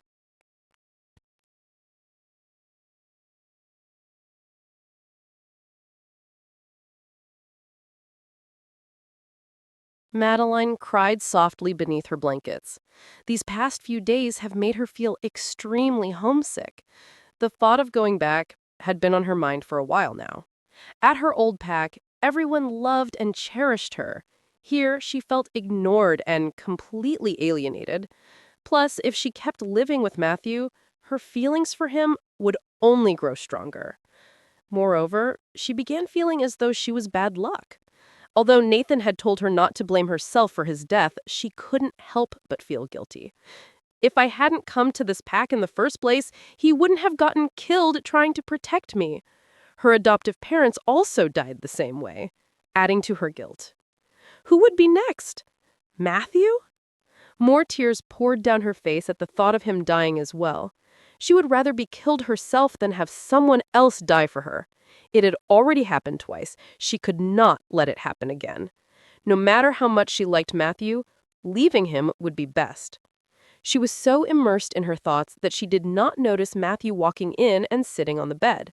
He had heard her soft cries from all the way downstairs, creasing lines of worry on his forehead. "Why is my doll crying like this?" She froze when she heard his voice right behind her. He gently grabbed her small shoulders and turned her around so she was facing him, frowning at her tear-stained face. "You're back?" she sniffled, sitting up and hastily wiping away her tears. "What happened?" "Nothing, I'm fine." He studied her face, discerning the clear signs of sorrow. "Don't lie to me. What happened?" "Nothing really happened. I want to go back home," she uttered, looking down to avoid his bleak stare. "This is your home." "I meant my old pack." Matthew could feel his wolf getting infuriated at the idea of his mate leaving him. "Look at me," he demanded softly, yet sternly. Her sapphire blue eyes slowly met his deep brown ones. "Your brother told me to protect you, didn't he? How will I do that if you're not here?" "I don't want you to protect me. Everyone who tries to protect me ends up dying. It's like I'm bad luck. I'm just a stupid human anyway. Who cares if I die?" A low, threatening growl emitted from Matthew's throat. His eyes had now turned black, his hold on her considerably tighter. "Do not ever say that again. And you're not leaving me. You're mine. Understood?" She felt her body turn cold as his angry eyes gazed into hers. Her fingers were now painfully digging into her shoulders, but she was far too scared to say anything. She had never seen him angry before. Suddenly, it was apparent to her why everyone else seemed so afraid of him. Her fear was so potent it was almost tangible. He could hear her heart hammering loudly in her chest. Matthew never wanted his mate to face his wrath.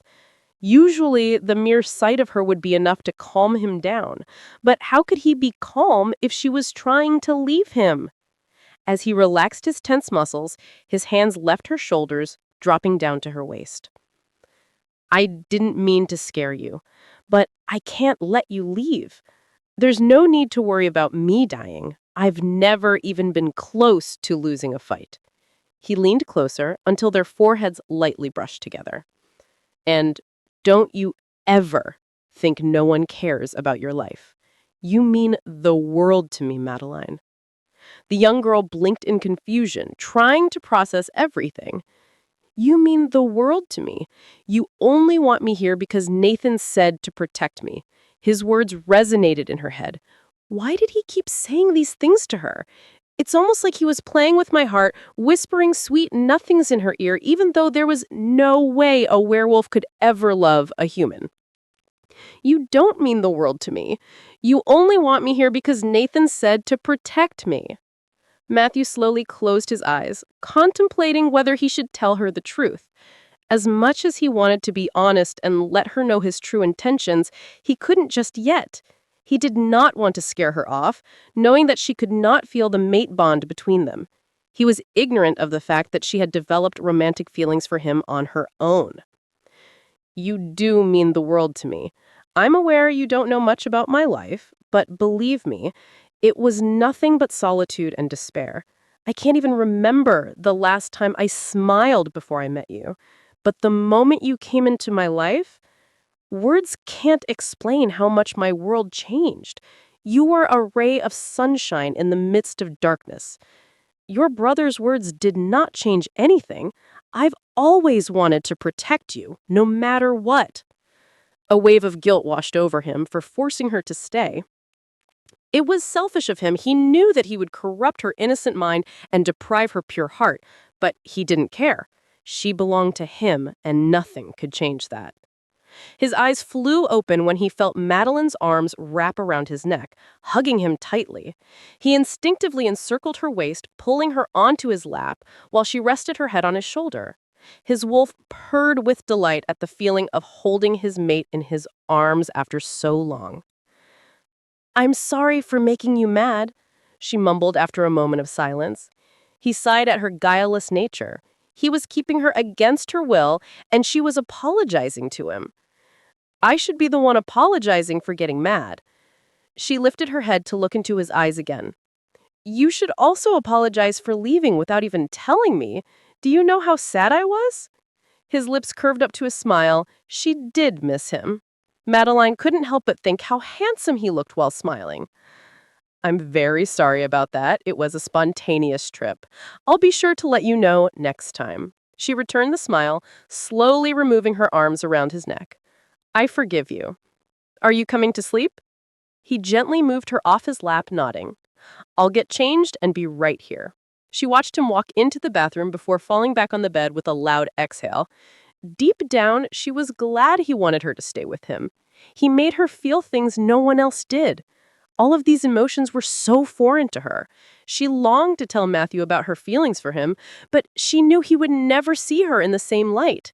"At least I get to have him as a friend," she mused, closing her eyes to let sleep prevail. Chapter 10. Do I seriously have to fight a female? The beta asked derisively, holding up a punching bag while Matthew repeatedly hit it. The two stood at the fighting grounds, waiting for the beta female. Since she was taking rather long to show up, they took this time to do some physical training. "She won't leave me alone until I let you fight her. I doubt she's strong enough to hurt you. Just hold her down or something," Matthew replied, his attention focused on the punching bag. A feminine voice echoed through the room. "I am strong enough to hurt him. Don't go easy on me." The two males turned their heads towards the entrance to look at her. "Finally, you're here. I don't have much time, so start whenever you're ready," Matthew spoke in an uninterested tone. He glanced back at his beta, only to see him gawking at the woman with wide eyes and a gaping mouth. "Mate?" The alpha stared back and forth between the two, unsure of what to say. This woman was his mate? The woman who hated his guts and wanted to fight him for his position? "Oh, well, then I'll let you two sort it by yourselves. I'll be in my office if you want to tell me your decision," he announced, leaving the two alone in the training room. The beta female knocked on his office door. "Alpha, may I come in?" "You may." Matthew was doing his paperwork at the desk. The calming sound of rain pattering against the window resonated throughout the room. She quietly walked inside, closing the door behind her. "So, did you fight him?" "He did not want to fight me, but since we're mates, we decided to split the job and both work as your beta." "I only need one beta," he stated, not bothering to look up at her. "Well, that's too bad. Anyway, why do I smell a human in this house?" she inquired, sniffing the air. "That's none of your concern." "Her scent is all over you as well." The beta female walked closer to the alpha to further inspect the smell. "Do you sleep with her?" Matthew pressed his lips together, visibly annoyed. "I said it's none of your concern." "Of course it is. I'm your beta now. I should know everything about you." "There is nothing to know about me." "Really? I think there's a lot to know about you. For starters, I'd like to know what species you are." He felt his heart stop for a second. His eyes slowly slanted towards the mirthful curve of his lips, then to his narrowed eyes. "What are you talking about?" "Oh, come on. There's no way a werewolf can be this strong. You beat my alpha in a fight without any injuries. He scratched you badly on your chest, and you healed almost instantly." She walked over and swiftly grabbed his shirt, pulling it up to reveal his bare torso. Her other hand ran over his chest. "See? Not a single scar. A werewolf cannot heal like that. So, what are you?" Matthew blinked at her, staggered. Was his secret this obvious to everyone else? Before he could answer, he heard the door opening and the sweet scent of his mate wafted through the air. "Matthew, can I please?" Madeline stopped in her tracks when she saw another woman in his office pulling up his shirt and stroking his bare skin. Her heart dropped to her stomach. The three stood there, frozen. "I'm sorry if I interrupted anything," the human murmured, spinning on her heels to scramble out of the room. "Madeline, wait!" Matthew stepped away from the beta, quickly pulling down his shirt and rushing to follow his mate. The young girl ran through the hallways, trying to hold back her tears. "Don't cry over this, you stupid girl. Of course he'll pick a werewolf over you." A whirlwind of emotions swept through her head. Envy, sorrow, anguish, despair. She wondered how long Matthew had been seeing that woman. "Where are you going?" Two familiar hands grabbed her by the waist, pulling her into a hard-built chest. She looked down, not wanting to see her teary eyes. I wanted to ask you if I could go to Nathan's grave." She fiddled with her fingers, waiting for Matthew's answer. "It's raining outside. You'll get sick. You can go tomorrow." "But I have to go today. It's his birthday." "Please." Her eyes tilted up from his chin, compelling her to look at him. He could see the tears brimming in his eyes, but assumed it was simply because she was really missing her brother today. "All right, I'll come with you." Taking her wrist, he guided her towards the door. "But what about that woman you were with?" "Don't mind her." He grabbed an umbrella, pulling Madeline close so it would cover both of them. "That was why I'm not allowed to come in your office? You could have just told me if you had a girlfriend." He glanced down at her, confused. "What? She's not my girlfriend. I usually never let others into my office. They distract me from work." "Then why did you let her in?" There was something withdrawn and tense in her voice. She almost sounded jealous.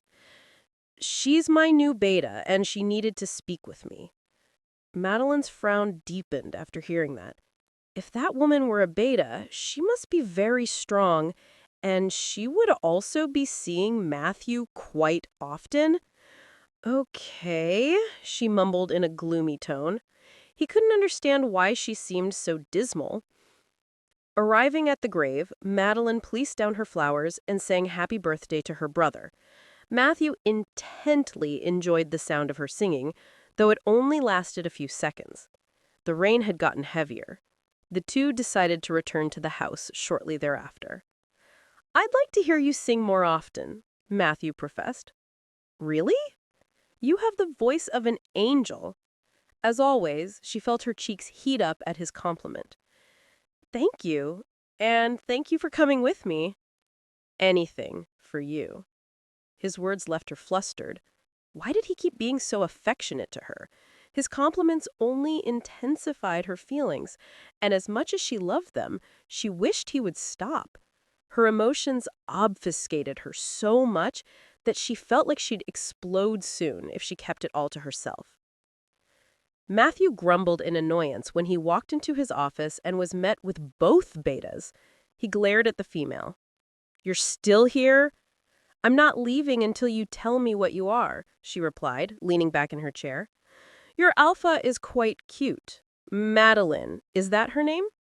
"My mate?" "The way you looked at her made it so obvious. Your mood instantly changed when she walked in." A sinking feeling formed in the pit of his stomach. All his deepest secrets were being divulged before him, and he couldn't stop it. She's a smart one. Her brains must be why the pack had chosen her as their second in command. His eyes turned to the beta male, who had not said anything since then. "Your maid is quite observant, isn't she?"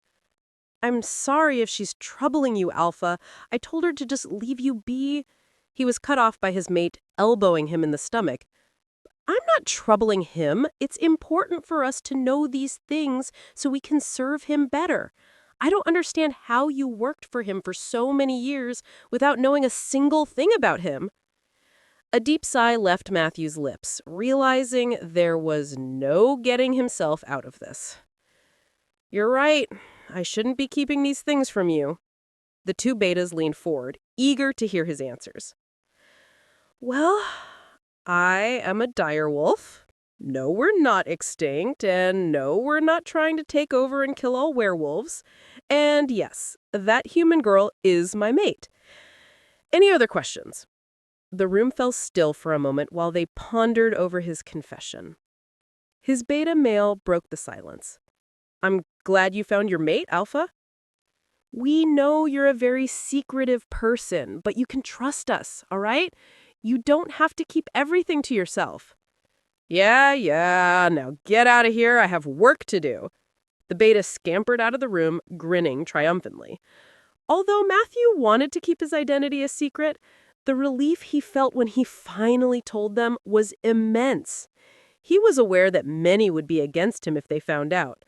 Among werewolves, there was a lot of negative perceptions of direwolves, but he did not care anymore. It felt gratifying to no longer be so bottled up. Chapter 11. Matthew glanced at his watch impatiently. Is she ready yet? A ball was taking place this day to celebrate the integration of the two packs and bring them closer. He was not fond of such large parties, but being the alpha, he was obliged to attend. Sorry for making you wait, Alpha. The stylist hurriedly pushed Madeline out of the bedroom, giving some final touches to her hair. His jaw almost dropped when he caught a glimpse of her.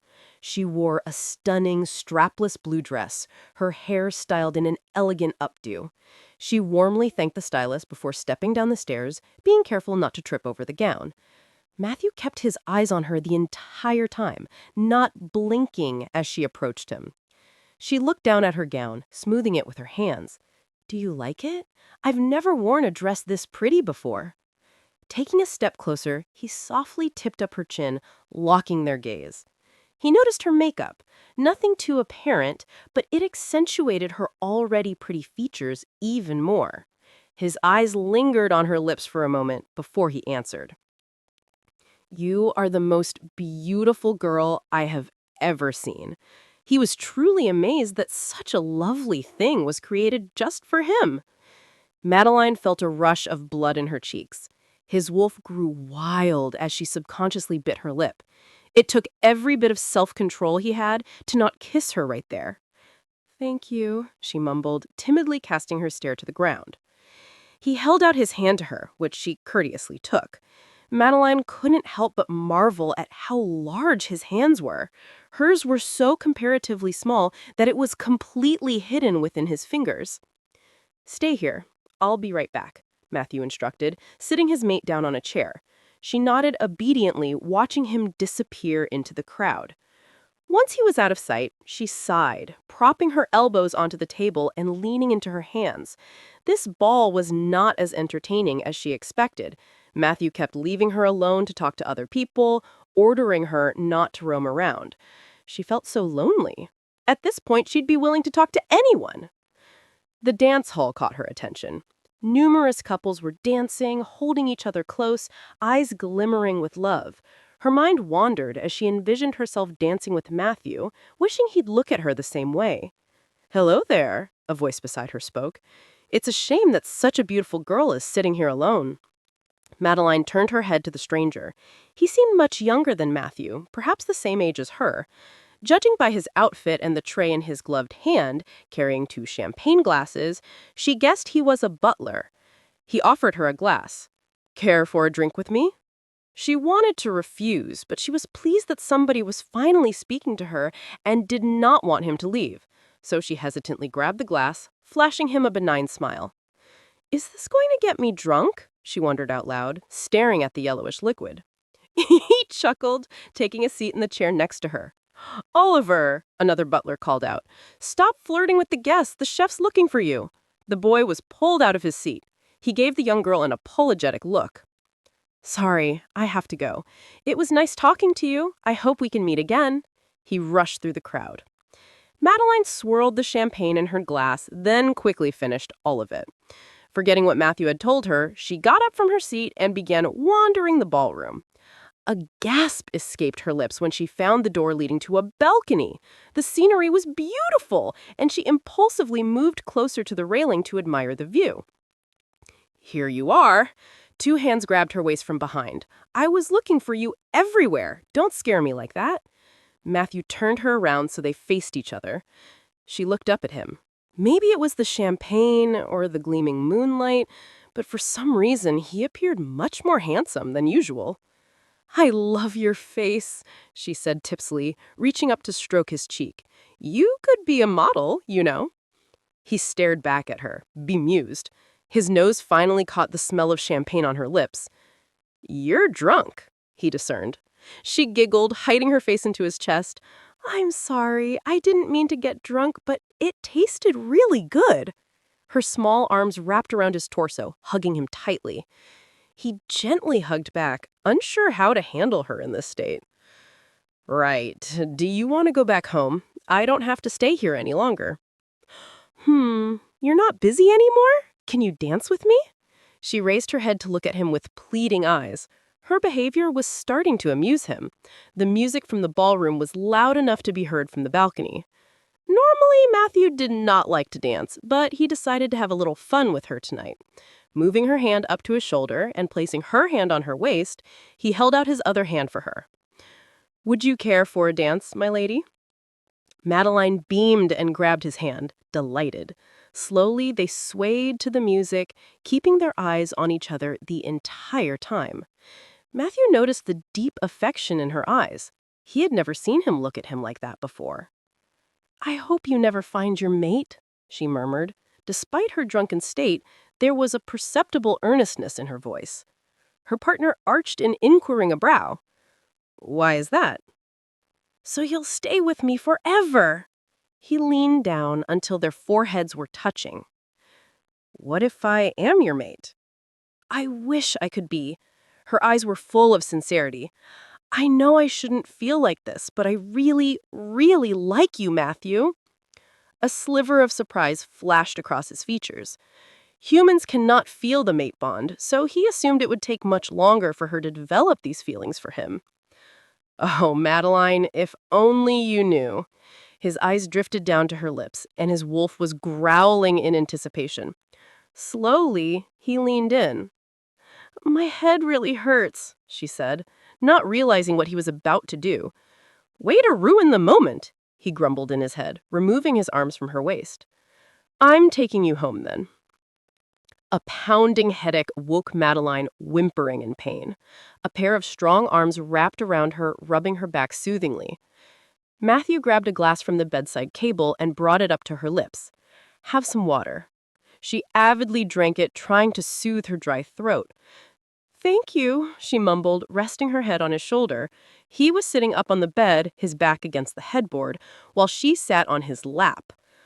Why does my head hurt so much? You don't remember what happened last night? She shook her head. Let's see. You got drunk, we danced together, then you made a rather romantic confession to me. She suddenly jerked away, regret written all over her face. What? The panic in her voice was evident. How could she have been so reckless? She confessed her love to a werewolf? She couldn't even remember his reaction since she was drunk. Did he laugh at her? Was he weirded out?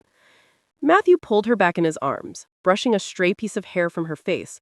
His actions confused her. He expected him to reject and scold her, not hold her close like this. Do you regret saying it? He asked her, cupping her face with his large hand. She nodded diffidently, unaware that he was leaning closer. I'm really sorry. I probably ruined our friendship. Just forget. What are you doing? Before she could finish her sentence, his lips were on hers. Chapter 12. Madeline froze in place, her eyes wide, as Matthew gently moved his lips against hers. Her headache disappeared right away, replaced by euphoric sensations all across her mind. Her entire body tingled with the intensity of the feeling. She wasn't kissing back at all. Her senses had gone numb, and she couldn't even breathe. He could hear her heart thundering in her chest, and realized she had stopped breathing. Although he didn't want to, he finally pulled away from the kiss, letting her get some air. A myriad of emotions soared through her head: joy, love, shock, fear, confusion, and resentment. Stop messing with me like this." She tried to push him away, but her strength could not even budge him. His brows furrowed in bemusement when he saw tears welling up in her eyes. "Why are you upset? I thought you liked me." "You keep being so romantic, it's only making my feelings stronger even though you'll never like me back. It's so mean. And you just stole my first kiss." "Your first? Well, I'm glad I took my mate's first kiss." His words only heightened her confusion. "Your mate?" "Yes, my mate." It took a moment for her to understand. "But how can I be your mate?" she whispered, lowering her head. "I'm a human. Humans and werewolves can't be mates." Slowly, he reached for her face and tipped her chin up, forcing their eyes to meet. Though his expression was inscrutable, there was a perceptible fondness in his eyes whenever he looked at her. "Who said I was a werewolf?" "Huh? You're really confusing me." He sighed, taking his hand away from her face. "I'm a dire wolf. We're different from werewolves. We have human mates, and you are mine." They stared at each other for what felt like eternity before Madeline crossed her arms and looked to the side, seemingly angry. "Why didn't you tell me that sooner? I felt so embarrassed for liking you. I thought you were going to think I was weird and never speak to me again." Matthew chuckled, amused by her dramatic ways. He took both of her hands in his, pulling her closer. "I apologize. Not many people know you're my mate, or that I'm not a werewolf. But I guess I can't keep these things a secret anymore. Anyway, I should get going now." He tried to get up, but Madeline did not let go of his hands. "Really? You're always so busy. Can we please spend a day together?" He thought about her request for a second. It was true that during their many weeks living together, he hadn't yet spent a proper day with her. One day off from work wouldn't do any harm. "All right, you can come with me today." "Where are we going?" Madeline asked, holding on to his arm. The two were walking through a dense forest not far from his house. She looked up at the trees, admiring the beautiful red and orange hues of the leaves. Autumn had always been the prettiest season, in her opinion. Her eyes fixated on the trees above. She did not see the large, dead log right at her feet. With a squeal, she almost went crashing down if it weren't for Matthew's strong arms catching her. "Careful, doll." He sat her down on the log before answering her question. "I haven't shifted in a while, so I thought you'd come see my wolf." "Really? I can't wait." She tried to imagine what a dire wolf would look like. She had never even heard of such creatures and was dying to find out more about them. On the other hand, he felt a bit worried. Everyone who had seen his wolf had been absolutely terrified by it. He would be no surprise if she were too. But he wanted his mate to love him in all forms. He needed to get her used to his wolf form. "Just to let you know, my wolf may not have the most friendly appearance, but there's no need for you to be scared of it. Remember that. It's just me." Madeline nodded, understandably. She was not scared of wolves. She used to play with them all the time, especially her brother's wolf. Without warning, Matthew began to undress. His mate gazed at him, stunned, while he removed his shirt before quickly covering her eyes with her hands, slightly ashamed that she watched him for that long. He mentally smiled at her innocent reaction before removing the rest of his clothing and shifting. Madeline felt soft fur brush over her legs, then a wet snout pressing against her hands. She peeped at him through her fingers, and her heart leapt into her throat. In her mind, she had envisioned a normal-sized wolf, but he was huge. She had to look up to see his face, and that terrified her even more. He had bright, piercing red eyes, a stark contrast to his pitch-black fur. The smell of her fear became thick in the air, as her skin visibly paled. Jumping behind the log, she slowly began backing away from the beast before her, her legs shaking with every step. "Sorry, I know you said I shouldn't be scared, but can I just stand really far from you?" She moved further away, his red eyes staying on her the entire time. Sadness swept over Matthew, seeing how afraid he was of her. Normally, he took pride in how threatening his wolf was, but the fright in his mate's eyes pained him. He decided not to approach her, lying down to seem less intimidating. Madeline felt less afraid now that the wolf was on the ground. After taking a moment to calm down, she slowly advanced towards him. He could hear her footsteps, but stayed still. His words came back to her mind. "Remember that it's just me." She walked around the log, stopping near his head. "Okay, I think I'm fine now. Can I pet you?" He flattened his ears down, which she took as a yes.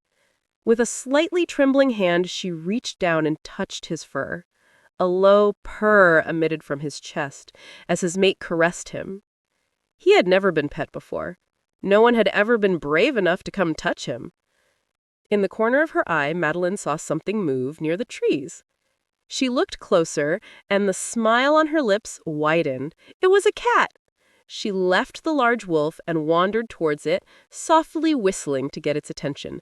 The kitty ran over to her, and she picked it up in her arms, snuggling it affectionately.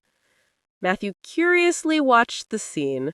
Feeling slightly jealous that his mate just left him for a cat, he got up and approached them. The cat's vibrant green eyes met his red ones. With a loud growl, it went running away. "Matthew, you scared it," Madeline pouted, rushing to follow the small animal. "Here, kitty kitty, come back." She ran after it while he went after her, growling to scare off the cat. Madeline realized what he was doing and suddenly turned, undoubtedly irritated. "Can you stop that, please? You're being a very bad dog." Matthew was taken aback by her reprimand. He had never been scolded like that before. Instead of getting angry, he found it was quite hilarious. Returning to the log, he shifted to his human form and slipped back into his clothes, since Madeline seemed to have lost interest in his wolf. He followed her scent to find her standing in a clearing, holding the cat in his arms. "Look how cute he is," she admired, petting the cat's head. Matthew glared at the creature with disgust. "Put it down." A pout formed on her lips. "No! Can I take him back with us, please?" "Absolutely not." "Please?" "No!" She looked up at him with those adorable doe-like eyes. "If you really liked me, you would say yes." He found it hard to refuse her, but there was no way he could allow her to keep it. Wolves and cats do not get along. I can't have that thing in my house. What if I lived in a different house then? "You'd rather live with a cat than live with me?" By now he was quite envious of the feline. He wanted to shift and kill it instantly, but Madeline would probably hate him for that. The young girl sighed. It was clear that he was not going to agree. "Fine." She crouched down and placed the cat on the ground. "I will come back for you," she thought, petting it one more time before Matthew took her back home. Chapter 13. "Just kill us already, you monster!" Matthew's lips curved into a smirk, while he slowly paced around his victims. "But that wouldn't be any fun for me, would it? You're horrible. This is why direwolves must be eradicated," and he was interrupted by a loud crack. A howl of pain echoed through the room as Matthew pulled back the whip. The alpha felt a rush of pleasure at their cries. He knew it was sadistic, but torturing his captives filled him with unbearable satisfaction. All of his confined emotions were taken out on them. It was a thrilling experience for him. "You're horrible? Yet you are the ones who had my entire family killed." Rage flowed through his body like lava as he remembered what happened to his kin. "Direwolves are demons. They all deserve to die, and you'll be next." Crack. "I suffer every single day because of you." Crack. "This pain you're feeling," crack, "is nothing compared to what you've put me through." Crack. The men wailed as the whip mercilessly crashed down on their bare skin. His bloodlust had gone out of control. Torturing them was not enough. He wanted to kill. With a low growl, he tossed the whip to the side. "One of you will get lucky today. I'll put an end to your suffering. But which one will it be?" His dark eyes examined them thoroughly, his face unable to control the smile from the thought of killing one of them.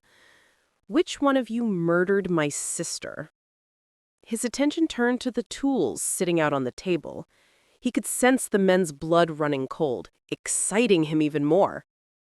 "That was years ago," I asked. "Which one of you murdered my sister?" After a moment of eerie silence, one man dared to speak up. "It was me."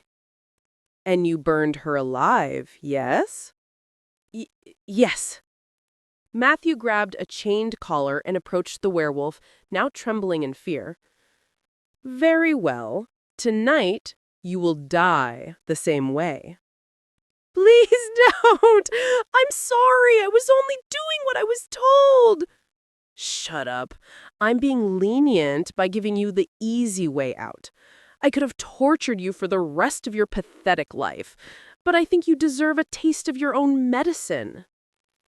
Ignoring his cries for mercy, the alpha dragged him from the basement and out the back door, worried that his mate would catch him if he left from the front. He assumed she was sleeping by now, as it was past midnight, but he did not want to take any chances. Madeline glanced at the clock on the wall, unable to fall asleep. 12:41 a.m. Matthew had informed her he would come to bed late, but she expected him to be back by now. She found it hard to sleep without him. Sighing, she got up and walked to the window, staring out into the night. The forest could be seen from the bedroom. Its trees were almost bare, stripped by the brisk autumnal weather. Among the shadows, Madeline saw a trace of white, and a smile instantly found its way on her face. It was the cat from a few days ago. The creature was just at the entrance of the woods. It wouldn't take her long to run over and bring it back. "Don't do it. Matthew would get upset if you left the house this late, especially if you brought that cat here," she told herself. "But if you're quick enough, maybe he won't find out." Without stopping to think further, she slipped on a sweater and her shoes, praying that he wouldn't get back anytime soon. Creeping downstairs, for once, she was relieved to find the house completely empty. She took a deep breath and opened the front door, poking her head out to look around. When she didn't see anyone, she stepped outside and quietly closed the door. Her legs began sprinting immediately. Although she wasn't an athlete, she was pretty fast. The cat noticed the familiar girl and ran towards her as well, its tail standing straight as a sign of joy. Madeline laughed as the feline jumped into her arms, purring loudly. Holding it tightly, she nuzzled her nose against its head. "I told you I'd come back for you," she whispered, staring into the animal's bright green eyes. I think I'm going to name you Mittens." All that was left to do was get back to the house and somehow hide the cat. With her heart pounding, she slowly opened the door. Thank goodness he's not here. Placing Mittens on the couch, she wondered where she'd hide him. The lounge room? No, he'd find out too easily. The bedroom? That's even worse. She snapped out of her thoughts when Mittens jumped off the couch and ran off into the hallway. The young girl chased after him. "Hey, Mittens, where are you going?" She assumed he wanted some food, but he ran right past the kitchen, going further down the hall. "Mittens, get back here!" Madeline had never been to this part of the house before. A sinister feeling struck her as they entered the ominous darkness. She did not know where the light switches were, and it was starting to scare her. Chills spread across her body. She was only wearing a short nightgown layered with a thin sweater, and there was no source of heat in this part of the house. She wrapped her arms around herself, trying to keep warm and calm herself. Suddenly, a faint hint of light appeared as they turned around a corner. The cat proceeded into the room. Madeline peeked through the doorway curiously.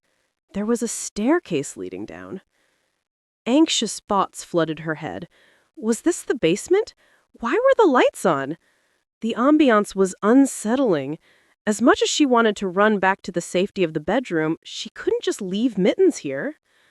So she carefully padded down the stairs. Finally, you stopped running. Don't ever do that again, okay? She sighed, picking the cat up in her arms.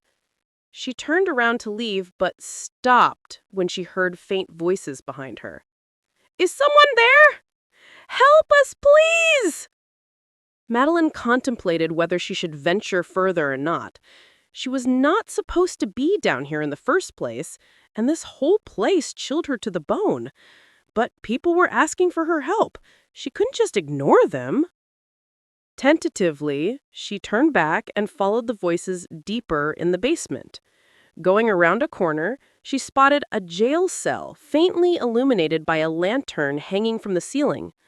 4 men sat in the cell, chained to the wall. They seemed in horrible condition, like they hadn't eaten or been out for weeks. In front of them stood a table.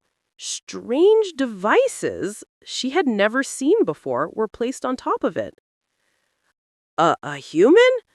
And a cat? Please, ma'am, open the cell and free us. There's not much time left before he comes back. Who's he? What happened to you guys? Madeline stuttered, trying to steady her racing heart. Is it not obvious? That brutal, heartless monster, Alpha Blade, he captured and tortures us daily for his own pleasure. He's a sick man. Please save us. We're innocent. The young girl froze, her lips parting in shock. Was Matthew doing this to innocent people? No, he would never do anything like this. There was a hint of uncertainty in her voice. What are you saying, you foolish girl? You know he's a direwolf. They're beastly creatures, always have been. A human in a direwolf's house? That could only mean one thing. She's his mate. They all sent her a pitiful look. Listen here, miss. He's gonna kill you if you don't escape. Direwolves always end up killing their mates. If you let us go, we'll help you get away safely. We can save you from him. Madeline refused to believe their words. Matthew would never do that to her. He loved her. He was protecting her. He made her feel safe, right? Stop doubting us. You can see all his torture devices in front of you. Look at the whip marks on our backs. Your mate is nothing but a demon. Her eyes widened as they turned around, revealing bright red welts all over their bare skin. Some of the wounds were even bleeding. The sight made her sick to her stomach. Please unlock the cell and save us. Should I? Matthew would be terribly angry at her, but these poor people were being tortured. She couldn't let this continue any longer. Before she could take a step closer to the cell, 2 large hands grasped her shoulders, swiftly turning her around. Terror coursed through her veins as her eyes met 2 familiar brown ones. Chapter 14. Why are you here? He could feel her trembling as he stared into her ocean eyes. Those same eyes that previously looked at him with love were now filled with nothing but fear. He glanced down at the cat in her arms, then back at her face. His jaw clenched in anger. She had disobeyed him 3 times this night, going outside without his permission, bringing that cat into his house, and coming down to the basement. Madeline hesitantly opened her mouth to speak, but nothing came out. She was far too terrified. Was this really who Matthew was? He hid the fact that he was a direwolf. He hid the fact that he was a man who kept others locked away in his basement. What other secrets is he keeping from her? Answer me. His gaze was menacing. She began scolding herself for coming down here. You should have just stayed in bed, you idiot. Everything would have been fine. I heard voices down here, so I Did I not make it clear? Under no circumstances were you allowed to come here. She could feel tears brimming in her eyes as he chastised her. And you also brought that cat in, knowing I had forbidden that as well. You're being very disobedient tonight, aren't you? Now you'll see how unforgiving he is. He'll punish you. Shut up, Matthew growled, turning to his captives. He let go of her shoulders and strode towards the cells. Halfway, he halted, turning back to glance at the young girl. Get up in the bedroom, now. I'll deal with you later. His voice was calm but threatening. He was trying his best not to let his anger out on her. Madeline immediately made a run to the staircase, her heart thundering. Run away while you can, he's going to hurt you, one of the men shouted, before a vicious growl was heard in retaliation, no doubt Matthew's. Without stopping, she bolted up the 2 flights of stairs, shoving the bedroom door open. Once inside, she leaned her back against it, panting from exhaustion and panic. You are so dead, Maddie. Her attention turned to the cat in her arms. I have to hide you, she whispered, scurrying around frantically to find a good hiding spot. The closet? No. The bathroom? Bad idea. Her eyes lingered on a door near the window. It was the balcony.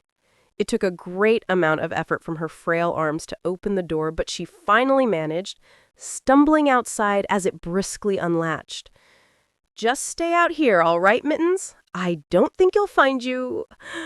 She gasped when the cat squeezed through the railing, jumping off the balcony. Mittens! Madeline ran to the edge, climbing the railing and leaning forward dangerously to look for him. Relief washed over her when she saw that he landed safely on all 4s. Thank goodness. What are you doing? Matthew's voice startled her, making her lose her balance. With a shriek, her hands slipped off the railing, and she felt herself stumbling off the edge, falling headfirst to the ground. Her eyelids shut tightly, bracing herself for the impact, but it never came. Reluctantly, she opened her eyes to see that she hadn't fallen off. She was suspended upside down, with Matthew's strong arms holding her waist tightly, preventing her from plummeting to the earth. Looking up, she was appalled to see her nightgown had bunched up around her hips. He would be lying if he didn't notice the situation. Stop it, this is not the time, Matthew.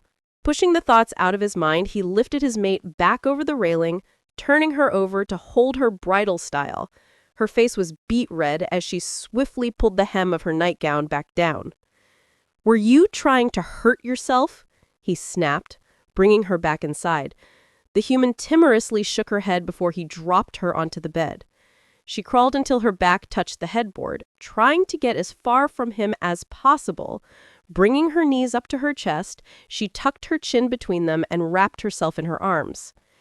He was burning with anger, but seeing his mate so afraid of him felt like an arrow to his chest. Calm down and don't hurt her, he told himself. Unlike werewolves who are bound to go back to each other no matter how much they argue, humans can simply stop having feelings for their mates and find another lover. He hoped she hadn't lost her love for him yet, though the fear in her eyes suggested otherwise.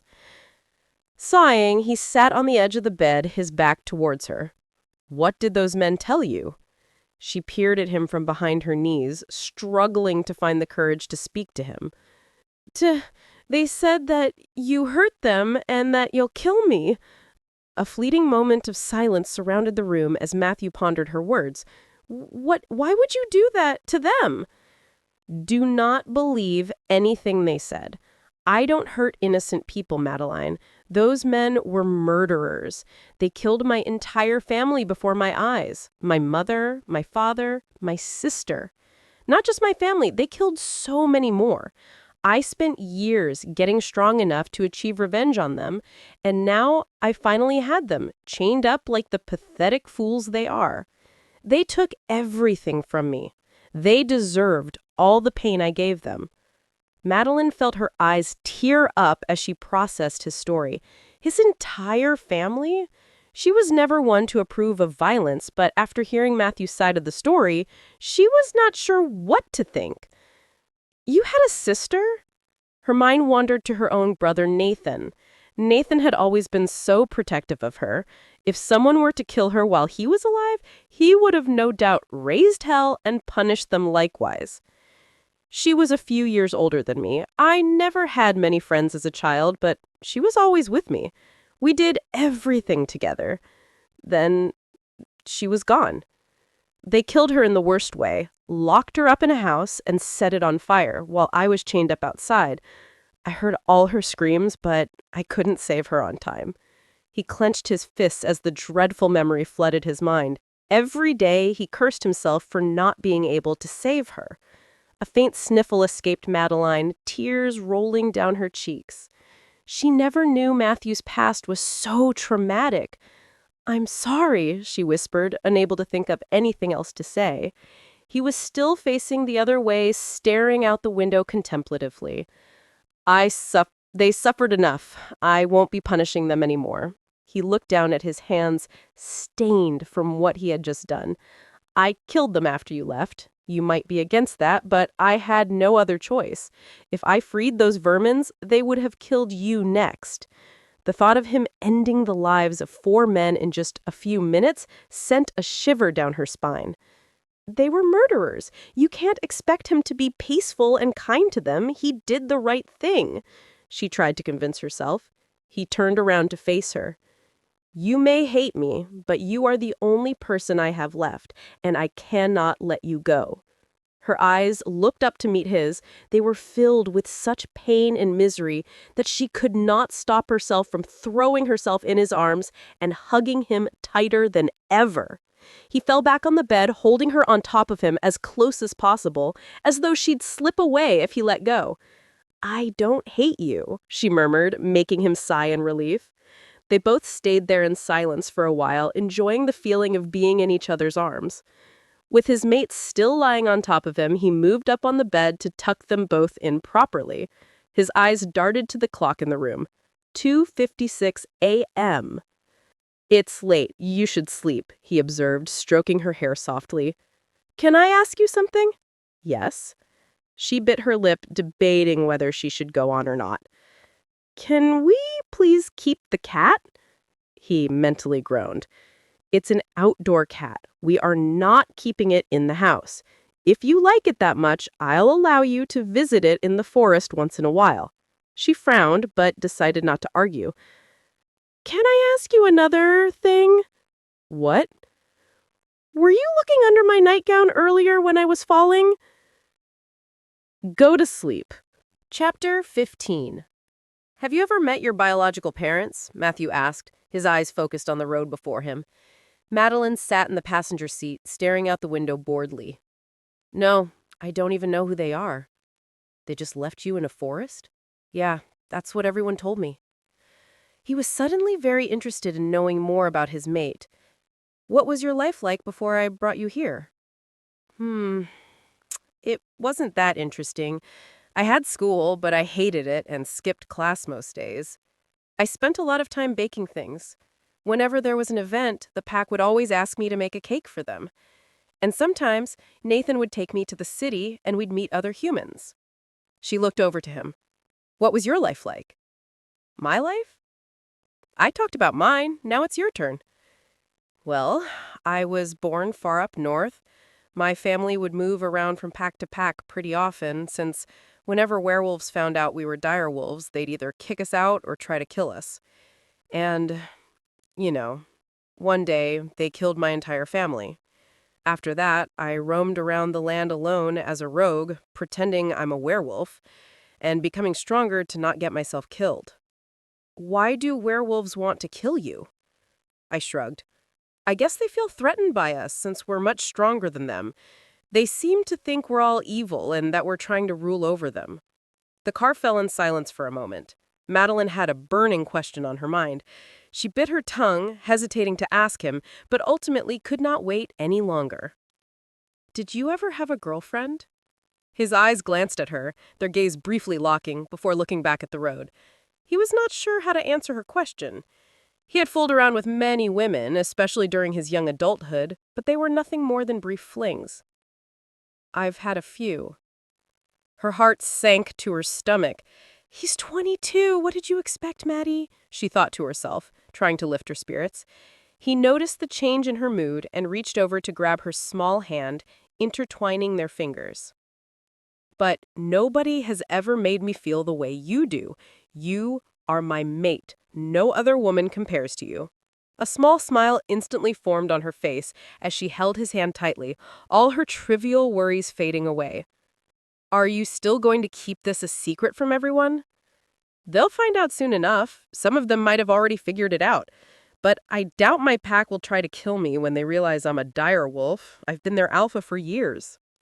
How did you even become an alpha? Weren't you a rogue? Yes. When I was around 16, I ran into this pack. The previous alpha challenged me to a fight to the death, and I won. I was too young to be an alpha, but the rule of this pack is the strongest should be first in command, so they had no choice but to give me his position. Madeline gawked at him, in awe of his story. You became alpha when you were 16? I'm 16 now and can't even sleep in the dark by myself. He smiled at her foolishness. Speaking of me being 16, I can legally drive now. Can you teach me? He gave her a doubtful glance. You'll get us killed if you try to drive. You get distracted too easily. That's not true. I promise I'll stay focused. Parking in the driveway, he stepped out of the car. His mate followed him closely behind as he entered the house, ignoring her pleadings. I really want to learn. Driving looks so fun. Teach me, please, he implored, moving in front of him to block his path. Matthew was getting a bit irritated until a witty idea popped into his head. He had to lean down quite a bit to match her height. She was a lot smaller than he was. Maybe if you give me a kiss. Madeline felt her cheeks burn up at his request. Her gaze fell to his lips before looking away shyly. But I don't know how to kiss. You can practice with me as much as you need to, he smirked, closing his eyes in anticipation. Hesitantly, she leaned closer. He felt her soft lips on his cheek, giving him a tiny peck. She stepped away, putting her hand over her mouth to suppress her giggle when he glared at her annoyed. They hadn't had another kiss since their first one, and even that one wasn't very intense. He craved the feeling badly, but she hardly seemed interested in kissing. Sighing, he walked past her. So, are you going to teach me? She asked again, closely following him behind. I'm too busy right now. The young girl sulked, but resolved to stop bothering him. Okay, then. Also, do you know what happened to the maid? Edith hasn't been here in days. I was told she fell sick. Someone else will be replacing her for a while. I don't know who. Now, go. I have to get back to work. He closed the door to his office. Ding dong. Excited to meet the new maid, Madeline rushed to open the door, but instead of a woman, she was greeted by a teenage boy. Hi. Oh, it's you again. She flashed him a smile, recognizing him. It was the butler from the ball. Hello. Great to see you again, miss, he replied, displaying his pearly white teeth as he returned the smile. You're replacing the maid? He nodded. She got really sick, so I was sent to help with this house until she recovers. But I'd gladly work here forever if I get to see such a beautiful girl every day. Her cheeks heated up at the compliment, but for some reason it didn't feel the same as Matthew's compliments. Thank you. Come in. She stepped aside from the doorway to welcome him. The two teenagers spent the afternoon together in the kitchen, with Madeline being mesmerized by his proficient cooking skills. The way he dexterously used the knife, added each ingredient without needing to measure, and gracefully plated the dish fascinated her. He prepared Italian capelletti, stuffed with chicken and served with a broth soup, while she made mini chocolate lava cakes for dessert. He moaned in pleasure while taking a bite out of her cake. You're a great chef, you know, he commented, his voice muffled by the food in his mouth. She laughed as he savored the dish. Dessert is supposed to be eaten after dinner. But it looked so good, I just couldn't wait. Have some. He scooped up a piece with his spoon and brought it to her mouth. Matthew let out a deep sigh. He finally finished his work for the day. A mouth-watering smell wafted from the kitchen, and hours of work left him quite hungry. On his way, he tensed up when he heard a male voice followed by the undistinguishable sound of his mate's laughter. Turning around the corner, he saw Madeline and a young boy who both did not notice him. The alpha watched as he spoon-fed her a piece of cake, making her hum in delight. While she happily ate the cake, the boy reached up to her face, tucking a stray piece of hair behind her ear. He did not fail to notice the fondness in his eyes while he looked at the human in front of him. His fist clenched, aggravated by another male being so close to his mate. He cleared his throat, making the two turn around abruptly as they suddenly became aware of his presence. Chapter 16. "What's happening here?" Matthew asked, his voice menacingly low. A flash of fear flickered in the boy's eyes. "Good evening, Alpha," he uttered, bowing before him. Madeline smiled at him, unfazed by his sudden appearance. "We were tasting my cake. You want to try it?" She felt the boy nudge her softly, staring at her with wide eyes. "What are you doing? He's the Alpha. Bow to him," he whispered. She looked back at Matthew. "I have to bow too? Okay." She bent at her waist, lowering her head. The Alpha watched in bemusement as she clumsily bowed. This was the first time she had ever shown any sign of respect to him, as the other pack members do. His attention turned back to the young-looking boy. Since when did they let children work as cooks? "Children? I'm almost 18, Alpha." "Really? I couldn't tell." He replied condescendingly. "I assume the food's done, so you may leave now." "Can he eat with us? He hasn't even tasted his main course yet." Madeline intervened, his eyebrows furrowed, a look of vexation sweeping across his face. Why would his mate want to eat with another male? The boy could feel the anger radiating from the Alpha, which Madeline was oblivious to. It was clear that he did not want him to stay in this house any longer. "It's all right. I'll leave. See you next time, Maddie." Before she could stop him, he was already out of the kitchen. A few moments later, they heard the front door close as he left. Madeline crossed her arms and turned to Matthew, visibly upset. "Why'd you make him leave? He was so nice." "I'm not letting anyone get too close to my mate. I'll have someone else come cook for us from now on." "What? Why? And what do you mean, get too close to me?" "Don't be naive. He was clearly flirting with you." "He wasn't. And why do you call him a child? You know he's older than me? That must mean you think I'm a child, too." She subconsciously moved back as Matthew walked closer to her, till her back was pressed against the kitchen counter. "You're my mate. That's different." "No, I'm still a child, and you're an old man," she teased. He placed both his arms on the counter behind her, trapping her in place. "Is that so? Would you rather be with him?" "You know I was just kidding. Stop saying things like that. Now, move please, I want to eat dinner."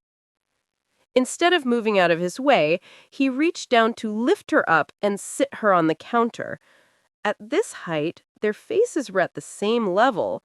His hands found their way to her waist as he stepped between her legs, getting closer to her in a way that made her stomach flip.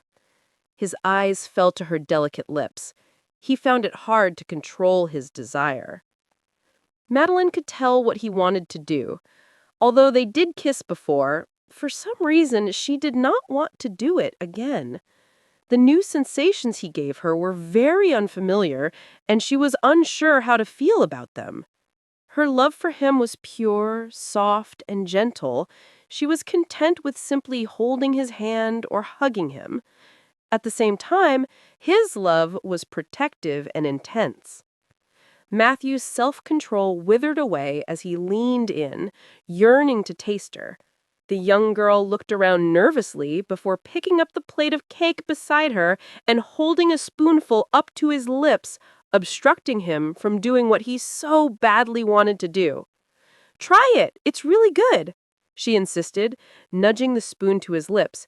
He stared at it in slight irritation before reluctantly opening his mouth and tasting the cake. Madeline managed to slip under his arm and get down from the counter, picking up 2 plates to serve their food. The couple ate together. Matthew hated to admit it, but that boy was an excellent cook. The food tasted incredible, and he almost felt bad for kicking him out. Almost. He eyed the bottle of red wine on the table, then looked over at Madeline. "Do you want a drink?" he inquired, grabbing 2 glasses and setting them down on the table. She shook her head. "Not alcohol. That made my head hurt so bad last time. I don't know how you drink that." "A little sip won't hurt. It's better to drink on a full stomach, and you just ate, so it's the perfect time." It didn't take much to convince her to have a taste, and once she did, she was pleasantly surprised. It's sweet. Can I have more?" He raised a brow, but did not further comment as he poured the dark red liquid into her glass. A few hours later, the wine had already taken effect on her. As Matthew predicted, she was a lot more affectionate when she was drunk. Madeline was on his lap, her arms tightly wrapped around his chest, refusing to let go. They sat in his office as he finished up his work for the day. He cursed his hyperopia when he tried to read his papers, seeing a blurred disarray instead of words. Opening his drawers, he pulled out a pair of glasses. His mate emitted a tiny snicker from below. Looking down, she saw him smiling up at him. She reached up to cup his face with her small, dainty hands. "I didn't know you wear glasses. You look so cute with them." He blinked incredulously. "Cute? Never in his life has anyone called him that." He felt his fingers grab his cheeks, lightly pinching them and pulling them apart as she gazed at him in adoration. Rather offended by her actions, he grabbed her wrists and pulled them away from his face. "Enough! I'm trying to work." Madeline frowned at his admonishment, but was too tired to argue back. Instead, she leaned onto his chest, feeling his steady heart beating against her temple. "I'm tired," she murmured after a while, her eyelids growing heavy. Matthew glanced at the clock in the room before slowly taking off his glasses and setting his papers down.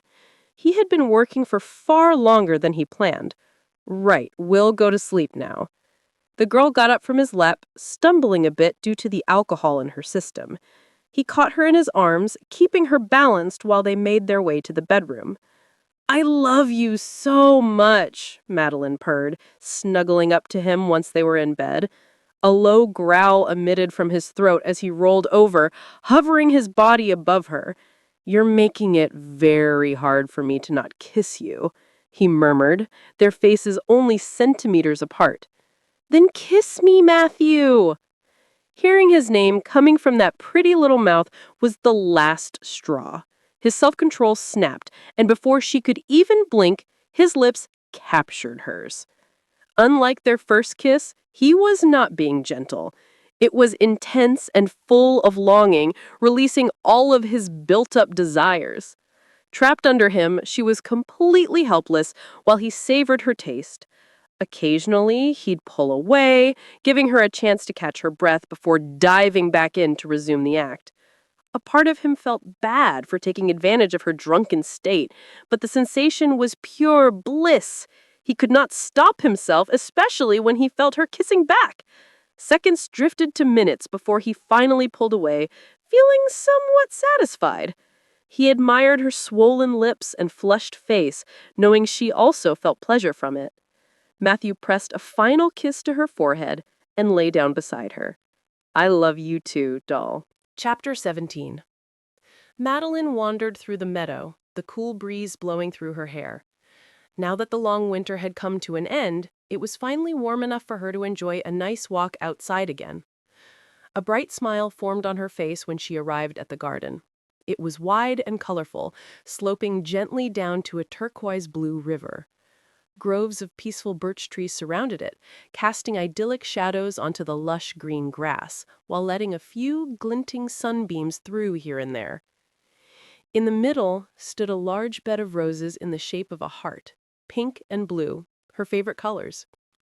Matthew had built this garden a few weeks ago for her 17th birthday as a present, along with giving her multiple sets of diamond jewelry and throwing a grand party for the entire pack to celebrate her special day.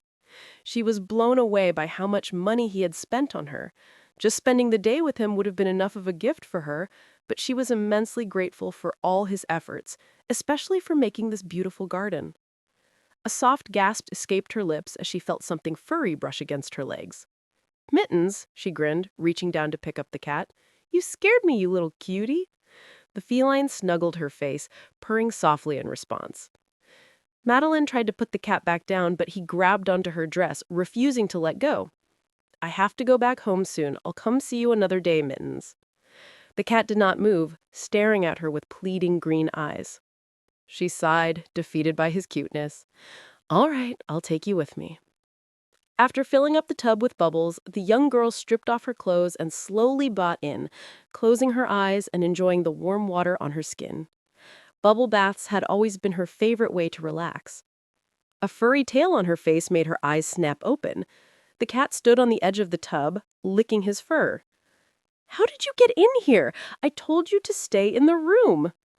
He let out a cute meow in disagreement before going back to cleaning himself with his tongue. "Fine, you can stay," she mumbled, closing her eyes again, though it felt strange to have a cat in here while she was bathing. How long was he here for? Did he see me? It doesn't matter. He's just a cat, right? Plus, I'm covered by bubbles. Stop getting worried, Maddie, she thought to herself, sinking deeper in the tub. Matthew walked into his office, where his beta sat waiting for him. An unrecognizable scent wafted in the air, coming from the beta female. His eyebrow arched curiously. "You smell different," he observed, staring at her. His eyes drifted to her mate, sitting next to her with an unreadable expression. She hesitated for a second before blurting out, "I'm pregnant." Surprise flashed over the alpha's features for a second before quickly returning to his usual indifferent state. It had only been a few months since the couple met at the trading grounds. Then again, werewolves typically did not spend much time courting. "It wasn't exactly planned, but we're not mad at it. I've always wanted children," the beta male responded, nuzzling against his mate lovingly. "Don't do that in my office," Matthew scowled at them, his face laced with disgust. The female laughed. "We know you do this with your mate too, Alpha. When are you planning on having a child?" He coughed awkwardly, clearly taken aback by the question. A child? Matthew had never been fond of children. Being a father was almost unimaginable for him. Besides, it was impossible for a human to bear his pups. "You won't turn her into a direwolf?" He shook his head. "The risks are too high. Her human body will not be able to handle it." "Ah, that's true. I've been reading a lot about humans lately. They're quite interesting creatures. Apparently, they're not affected by silver in any way. I tested it out a couple of days ago with Madeline by giving her a silver necklace, and it was true.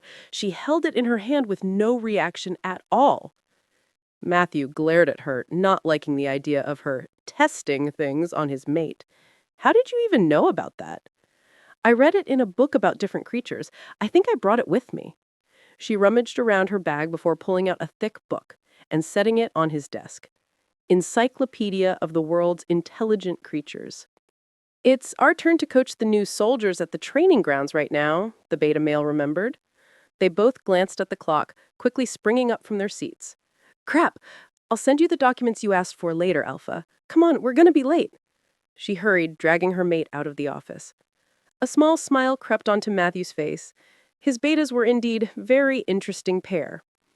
His attention turned to the book on his desk. Matthew already knew a lot about humans, especially after meeting his mate.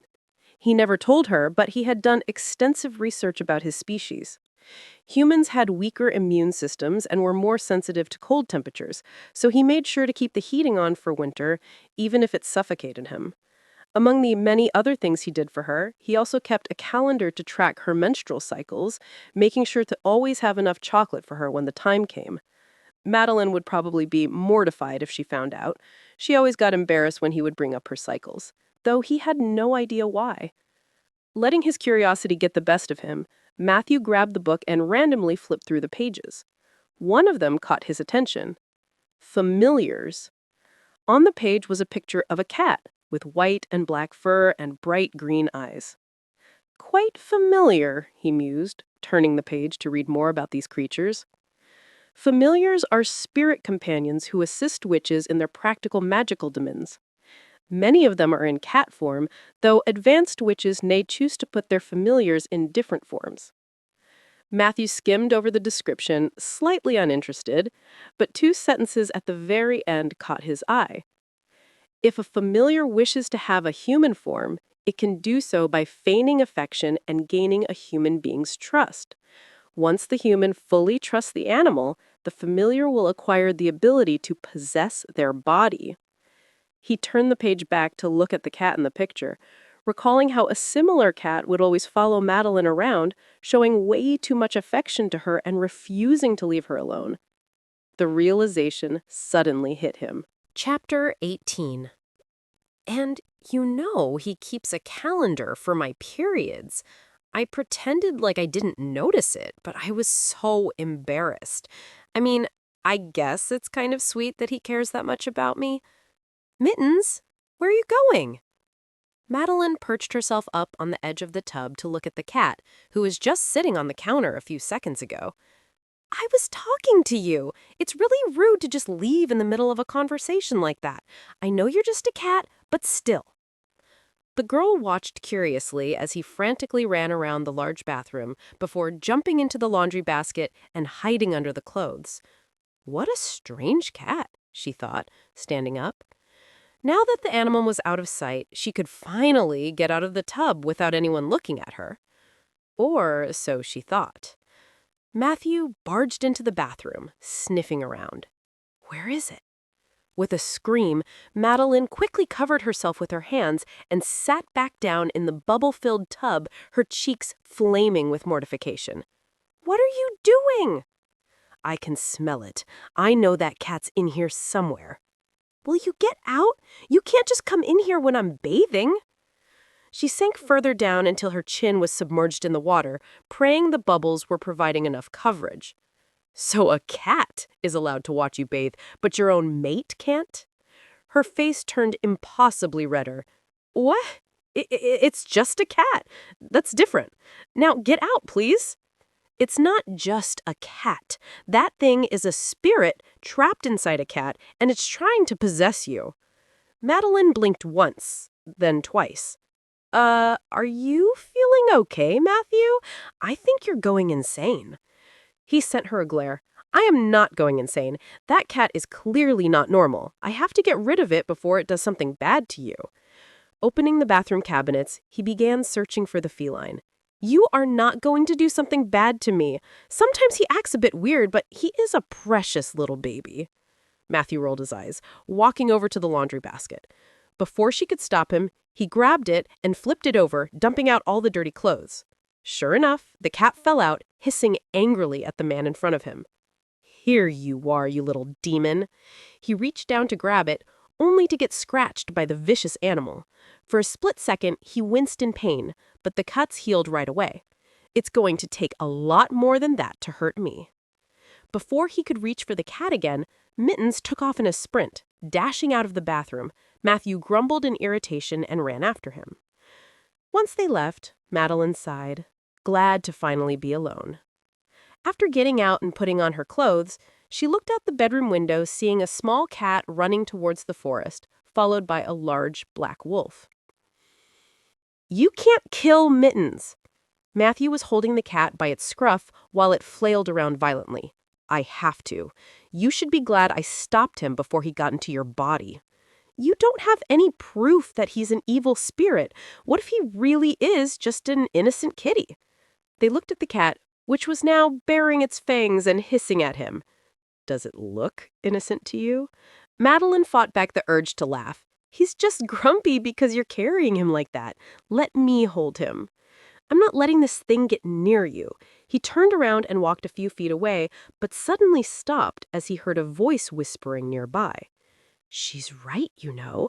I'd be a lot nicer if you'd let me go. Matthew slowly gazed down at the cat in his hands, who seemed to be grinning at him. A mischievous glint sparked in his green eyes. You can talk? He turned back to his mate. "Did you hear that? It just spoke to me." "No, I didn't hear anything." He pulled the cat up to his face. "Do it again." Mittens let out a meow. The young girl's eyes drifted back and forth between him and the animal in his hand.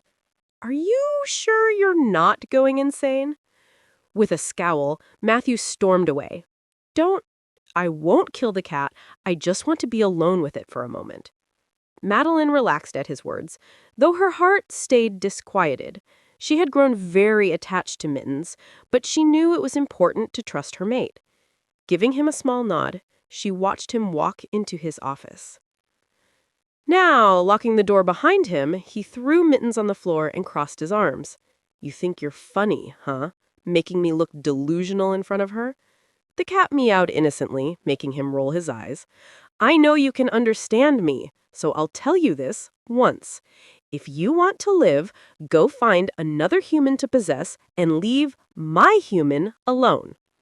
Did you know that when a human is possessed by a familiar, their strength doubles? Mittens cut him off. Matthew furrowed his brows inquisitively.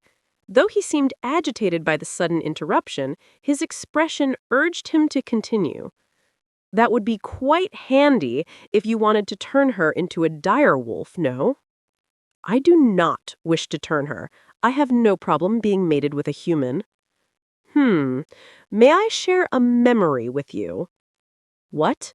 Among their few magical abilities, familiars had the power to depict vivid memories and telepathically share them with others. Close your eyes. Reluctantly, Matthew followed the cat's orders, and an image began forming in his mind. Madeline was sitting in the garden he had built her, twirling a flower around in her hand, while Mittens lay in her lap. This memory seemed to be from a few weeks ago. "You know what I dreamed of last night? Mittens and I had a baby." I stroked the cat's fur, a little smile forming on her lips. "I know I'm way too young for a baby right now, but I can't stop thinking of them. They have the cutest little hands and the chubbiest cheeks. I want one so bad." The wind blew softly in her hair while the sunlight kissed her gleaming skin. Even in a memory seen through the eyes of a cat, she was the loveliest thing Matthew had ever seen. He almost wanted to have that baby with her right now. And we'll probably have the most adorable kids ever because Matthew is so pretty. I seriously can't wait till I'm old enough to have one, but for now, you can be my baby. She cradled Mittens in her arms while he nuzzled against her face. Matthew's eyes snapped open when the vision in his head suddenly came to an end. A hint of jealousy was apparent on his face as he looked at the cat. "Why can't I be her baby?" "So, do you still want her to stay a human? Imagine how heartbroken she'll be when she finds out humans and wolves can't have children together." "I'm not letting you possess her just for that. Who knows what you'll do to her body?" "I only need her body as a temporary vessel so I can possess something much stronger than her. I obviously do not want to remain as a weak human being." "No. Plus, if you turn her into a dire wolf, she'll feel the mate bond and will finally feel more than innocent puppy love for you. It's been months since you were together, and she still won't even willingly kiss you. That must be painful." "Shut up," Matthew snarled, trying to ignore his wolf's pleadings to accept the cat's offer. "Our mate will be able to feel our bond and carry our pups. He's only going to possess her for what, a day? It's totally worth it." Ambivalence filled his head as he quarreled with his wolf. The familiar noticed his inner conflict. "I see your wolf isn't on the same page as you. Will your answer remain no?" With a heavy sigh, Matthew opened the door to walk out of the room. "I'll think about it." Chapter 19. Wearing a cheerful smile, Madeline strolled around the neck of the woods. It was the Mystic Moon's annual Fighter Day, a day dedicated to celebrating the strength and courage of the pack's warriors. The pavements around the territory were decorated with banners and graceful archways, blooming flowers of all colors were planted all around the land, and a joyful aura flowed through the atmosphere. The men engaged in friendly fights to refine their skills, while children ran and played together in the distance. A tug on her skirt made her turn around. Behind her stood a little boy, his hands grasping the fabric of her clothes. "Hello," he uttered, grinning adorably. "Are those cupcakes?" Madeline crouched down to meet the boy's height, her smile widening. "Do you want one?" He nodded eagerly and reached to grab the confection. "Thank you, miss." "Noah, get back here," a woman ordered, rushing over to pull her son away. "Why are you speaking to the human?" "She gave me a cupcake." He beamed, with icing smeared on his lips. The woman gave Madeline a snide glare before picking up the boy in her arms and walking past her. Although she did not say anything, her expression was enough to quell the young girl's gleeful spirit. Throughout her entire life, Madeline had received demeaning stares from werewolves, as if she were an alien of some sort. Perhaps she should have been used to it by now, but she couldn't help but feel hurt every time. As they walked away, she could faintly hear the discussions between the boy and his mother. "Why can't I speak to her?" "She doesn't belong here with us. Humans are weak and—" Madeline did not hear the rest, as she was too far at that point, but it was clear the woman was reviling her species. Loud cheers broke her away from her thoughts. In the middle of a crowd, Matthew stood on a raised platform fighting 3 werewolves at once. By now, the entire pack was aware he was a direwolf, but instead of feeling hostility towards him, like other packs have in the past, they respected him even more and praised his enhanced abilities. "Go, Alpha! This is too easy for him. He's so strong." The crowd clapped in admiration as the last man fell to the ground defeated, while Matthew wiped off the sweat from his forehead. Even after that intense fight, he hardly seemed tired. Usually, Madeline would have been cheering with the others, but seeing her mate's incredible strength daunted him even more. If werewolves saw humans as weak, a direwolf would no doubt see them as even less. She watched as another fight started. Within seconds, Matthew's opponent was on the ground, groaning in pain, while the crowd applauded their alpha. The noise suddenly felt insufferable. Turning around, she pushed her way through the audience, wishing to be somewhere quiet. The woman's words from earlier clouded her mind. "She doesn't belong here with us." Was it true? For as long as she's known, Madeline was surrounded by wolves. They could communicate telepathically via their mind link, sense each other's emotions, and do so many more things she was completely excluded from. But then again, she had also been separated from her own species her entire life. She knew next to nothing about human cultures. Seriously, what in the hell is a credit score or a mortgage? The serene setting of her garden calmed her down as she padded through the flower beds. The turquoise river flowed steadily in the distance, its soothing sound compelling her to move closer. She stood in front of the water, staring at her distorted reflection. Maybe I just don't belong anywhere. Finishing his last fight, Matthew jumped off the platform. The crowd began to disperse as the sun subsided behind the horizon. The direwolf's eyes scanned her surroundings in search of a particular girl. She's not here. The mate bond would have sensed her presence if she were nearby. Following his intuition, he set out for the garden. She loved to spend her time there, and it greatly pleased him to see that she enjoyed the place he had built for her.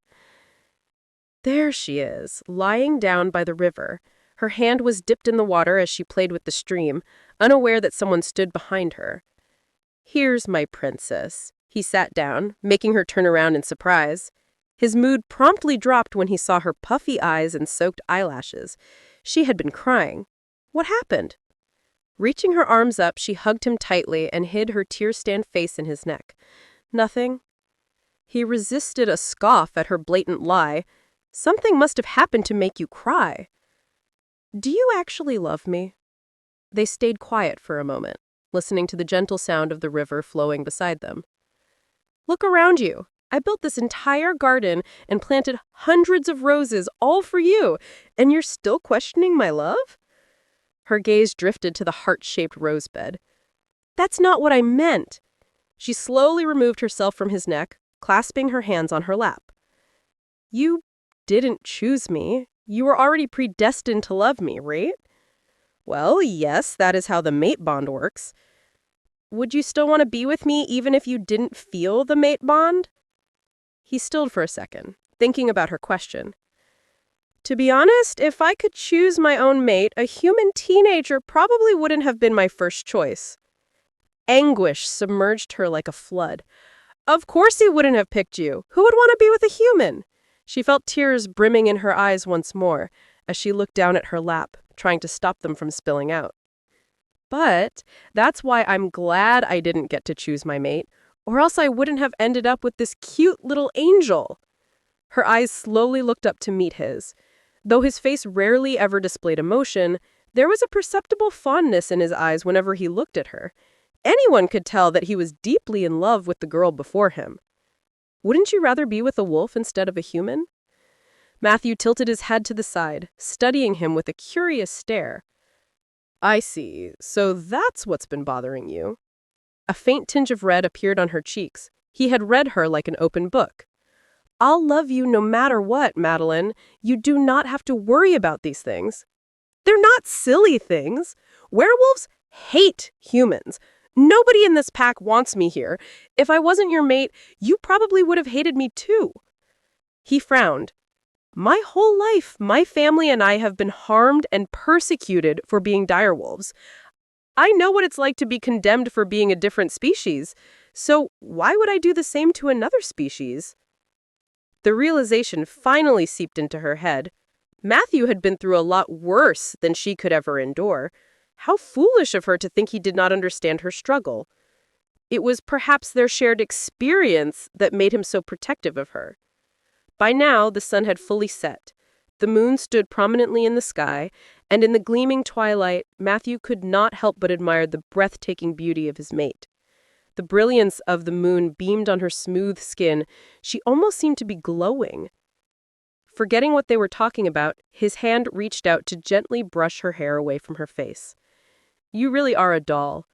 I have to thank the moon goddess for creating such a perfect girl just for me. She blushed at the unexpected compliment, though she secretly was thinking the same about him. Matthew? Can I kiss you?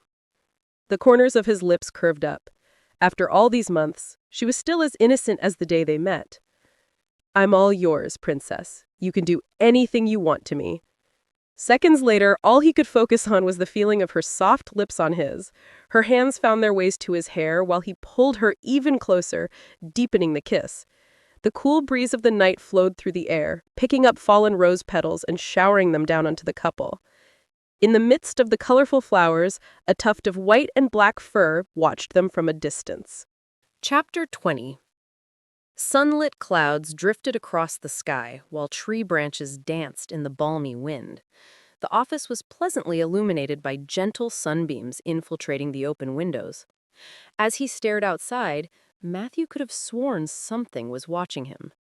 He shook the thought out of his head, turning his attention to the blank notepad on his desk. After pensively clicking his pen a few times, he began scribbling. Pros of turning Maddie into a direwolf. Mate bond, mind link, pups, increase her strength, increase her lifespan. Cons of turning Maddie into a direwolf. Cat might refuse to get out of her. No more drunk Maddie. He stared at the list contemplatively. There were more pros than cons, but was it worth it?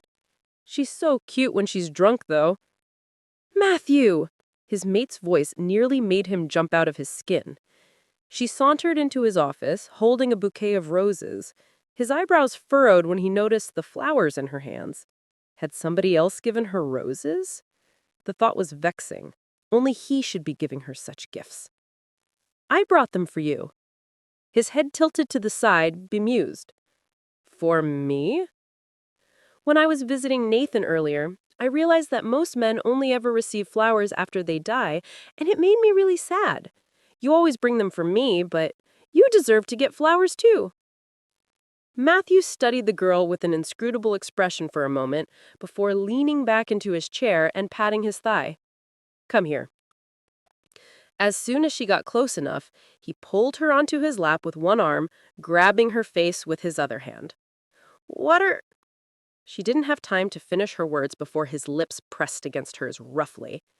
Sparks ignited all across their skin, sending waves of pleasure throughout their bodies. No matter how many times they had kissed, Matthew could not get enough of her. His hands moved down to her waist and pulled her even closer while he continued his assault on her lips, savoring her addictive taste. A small whimper escaped her, pleading for air. Reluctantly, he pulled away, both of their chests rising heavily from the intensity of the kiss. Her face was beet red as she shyly looked down at the roses in her hands, trying to catch her breath. Do you like them? I love them. He planted another kiss on the top of her head. Thank you, Angel. A rustling near the windows caught his attention. Though it went away quickly, Matthew managed to catch a glimpse of a black tail. That damn cat. Stay here, he said, getting up and placing Madeline on his chair. Quietly walking over to the window, he peered down at the bushes below. Sure enough, a familiar creature sat there, staring at him with wide eyes. I knew it. You've been stalking us all week. He swiftly reached down, grabbing the cat by its scruff. Unlike the previous time, Mittens offered no resistance, letting himself be carried back into his office. He raised a brow. I see you're finally cooperating with... His breath hitched when he looked back at Madeline. She was holding his notepad in her hands, reading the list with a confused expression. Her eyes slowly looked up to meet his. What is this? So, yeah, I possess you for a quick moment, then I'll be able to possess something stronger than a human. While I'm in your body, he'll turn you into a direwolf, and you'll survive since familiars are much stronger than humans. Sounds good? The cat explained, sitting on top of the desk. Madeline gawked at him, her lips parted in awe. Mittens can actually talk? The creature sighed. I told you, my name is Aster. Stop calling me that stupid pet name. Ignoring him, she looked over at Matthew. Why didn't you ever tell me about this? I had no idea you could turn humans into direwolves. You would have died if I tried to turn you into one, and I don't know if I can trust this cat enough to let it possess you. Hey, Aster intervened. You know I could have possessed you any time I wanted to. I'm nice enough to ask for permission, and you still don't trust me? Madeline nodded in agreement. Mittens is a good kitty. I think we can trust him. The cat rolled his eyes. For the last time, it's Aster. Do you want to become a direwolf? Matthew asked. Sharper senses, more strength, longer lifespan, mind-linking other wolves, having babies with you, what's not to love? And, oh, no more that human bleeding thing every month. The young girl gasped at his last statement. No more periods? That's it. My mind is made up. Please possess me and turn me into a wolf. Finally, the cat mumbled, taking a step closer to her. Not so fast. Matthew placed himself in front of his mate. I have a few conditions if you're going to possess her. Name them. I want you to shift into wolf form so she will not have to endure the pain of her first shift. After that, I'm going to lead you to a rogue prisoner, and you may possess him and be set free. And I cast you to be a cat if not, as in God has my witness, and if you dare refuse to leave her body, I will torture you so badly that you will wish you were still stuck as a cat. Understood? Aster nodded, feeling a slight shiver travel down his spine at Matthew's threat. Madeline shifted in her seat. Is it going to hurt when I get possessed? You won't feel a thing the entire time. Any pain inflicted on your body while I'm in it will only be felt by me. Are you sure you want this, princess? She nodded at Matthew's question. My whole life, I wished to be a wolf so I could fit in with the pack. I know you'll love me no matter what, but deep down, I really want to be like everyone else. Plus, I get to help him get out of that cat. By the way, what's going to happen to your cat body? The cat will regain control of its body when I leave it, and will go back to being a regular cat. Oh, that's good. Matthew, can we... No, we cannot keep the damn cat. Her mate grumbled as if he had read her mind. Fine. Mittens, you can do it now. I'm ready. Aster sighed, but could not be bothered to correct her again. All right, just close your eyes and relax. Not long after, a great white light flashed in the room along with a sudden gust of wind that made Matthew stumble back. He squinted and looked away, blinded by the brightness. It took a couple of seconds for the light to diminish. The human was lying on the floor, her eyes closed. Matthew rushed to her side, shaking her firmly to wake her up. "Maddie, or Aster, whatever I should call you, is everything all right?" Her eyes snapped open wide, a grin spreading across her face. "It worked!" She sprang up to her feet before immediately falling back down. "Oh, I haven't had legs in so long I can barely walk." Matthew lifted her up, placing the girl on his desk to examine her features. She looked the same, though he could tell something was different. It was her eyes. Madeline would always look at him with sparkling eyes full of love and admiration, whereas Aster's gaze was impassive and dull. He mentally shook his head, chastising himself. "It's only been a few minutes and you're already missing her? Get a grip." "Is this the part where we kiss?" the human asked, puckering her lips. He blinked. He never thought he'd be turning down an opportunity to kiss his mate, but it felt strange to do it while another creature possessed her. "No, this is the part where I mark you and turn you into a wolf. It's going to hurt, so try to keep the screaming at a minimum." Brushing her hair back, he slid the sleeve off her shoulder. He could feel his fangs growing as his eyes hungrily roamed the exposed skin. His wolf had been dreaming of this moment, yearning to claim her since the day they met. "Give me a warning before you do it," Aster requested, feeling his lips brush across her collarbone. "Well, I'm about to do it." Without wasting another second, he sank his teeth into her neck. Chapter 21. The full moon gleamed brightly in the sky, despite the baleful clouds billowing on the horizon. In the air wafted the fresh, earthy aroma of petrichor. A storm was brewing up. Matthew could smell it. He longed for the safety of his home, yet he could not go back. There was a deep ache in his bones. Each step came with a blaze of pain as the 10-year-old boy hiked up the mountain. His head grew dizzier with each minute, but he did not stop. If he wanted to live, he had to keep going. Matthew scolded himself for leaving his house. If you just stayed home, everything would have been fine. But it was too late now. They had smelled his scent. If he were to return home, he would only lead the direwolf hunters to his family. His only option was to hide and pray they would not find him. A loud clap of thunder made the young boy jump, his foot slipping off the rock. "No!" He tried to grab onto an offshoot on a tree, but it was futile.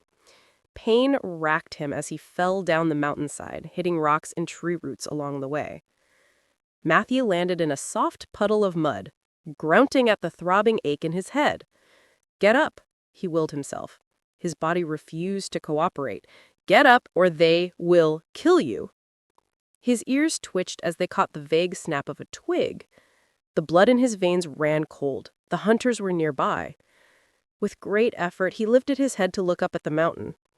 "It's no use. You will not reach the top and hide in time. You can't even stand up." Lying on his back, the boy gazed at the moon. Despite his grim situation, the soft gold light of the graceful celestial body comforted him. He could smell the hunters getting closer, and the agony in his bones grew worse by the second. Black spots clouded his vision. Was this the end? "No, I won't let you die, kid." Matthew's eyes widened at the intrusive voice in his head. "Who?"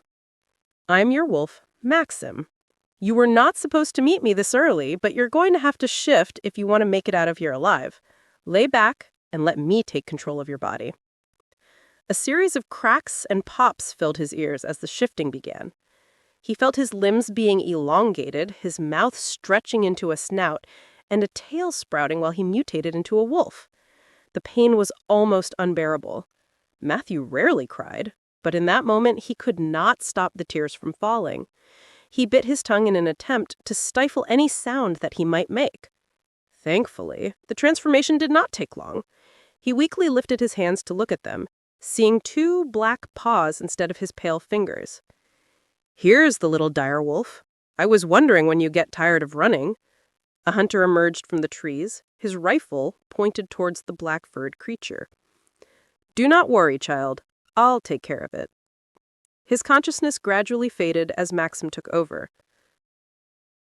Matthew blinked as the flashback of his first shift ended. Looking around, he tried to remind himself of his surroundings. He was standing in the forest, carrying a recently transformed direwolf. His arms subconsciously gripped her body tighter, silently vowing to never let the hunters get anywhere near his mate. "Are you going to put me down so I can shift into a wolf?" "Oh, right." He placed the girl back on her feet, shaking the thoughts out of his head. "Do you know how to shift?" "Yeah. I've possessed many werewolves in the past. This is a piece of cake. I bet it won't even hurt." Aster was wrong. A shrill scream echoed through the forest, sending birds flying away from the trees and smaller creatures running off. Tears formed in her eyes as the girl felt her bones crack and shift for the first time. She fell to her knees and curled up, unable to suppress the cries as the pain surged throughout her body like wildfire. Hearing her mate's screams tugged at Matthew's heart, but he reminded himself that it was not her who was feeling this pain. It was the familiar possessing her. Her clothes ripped as fur sprouted from her skin, making her mate's breath hitch. She was a white wolf, quite a rare occurrence. The wolf dropped to the ground, panting from exhaustion. Matthew reached down to pick her up in his arms.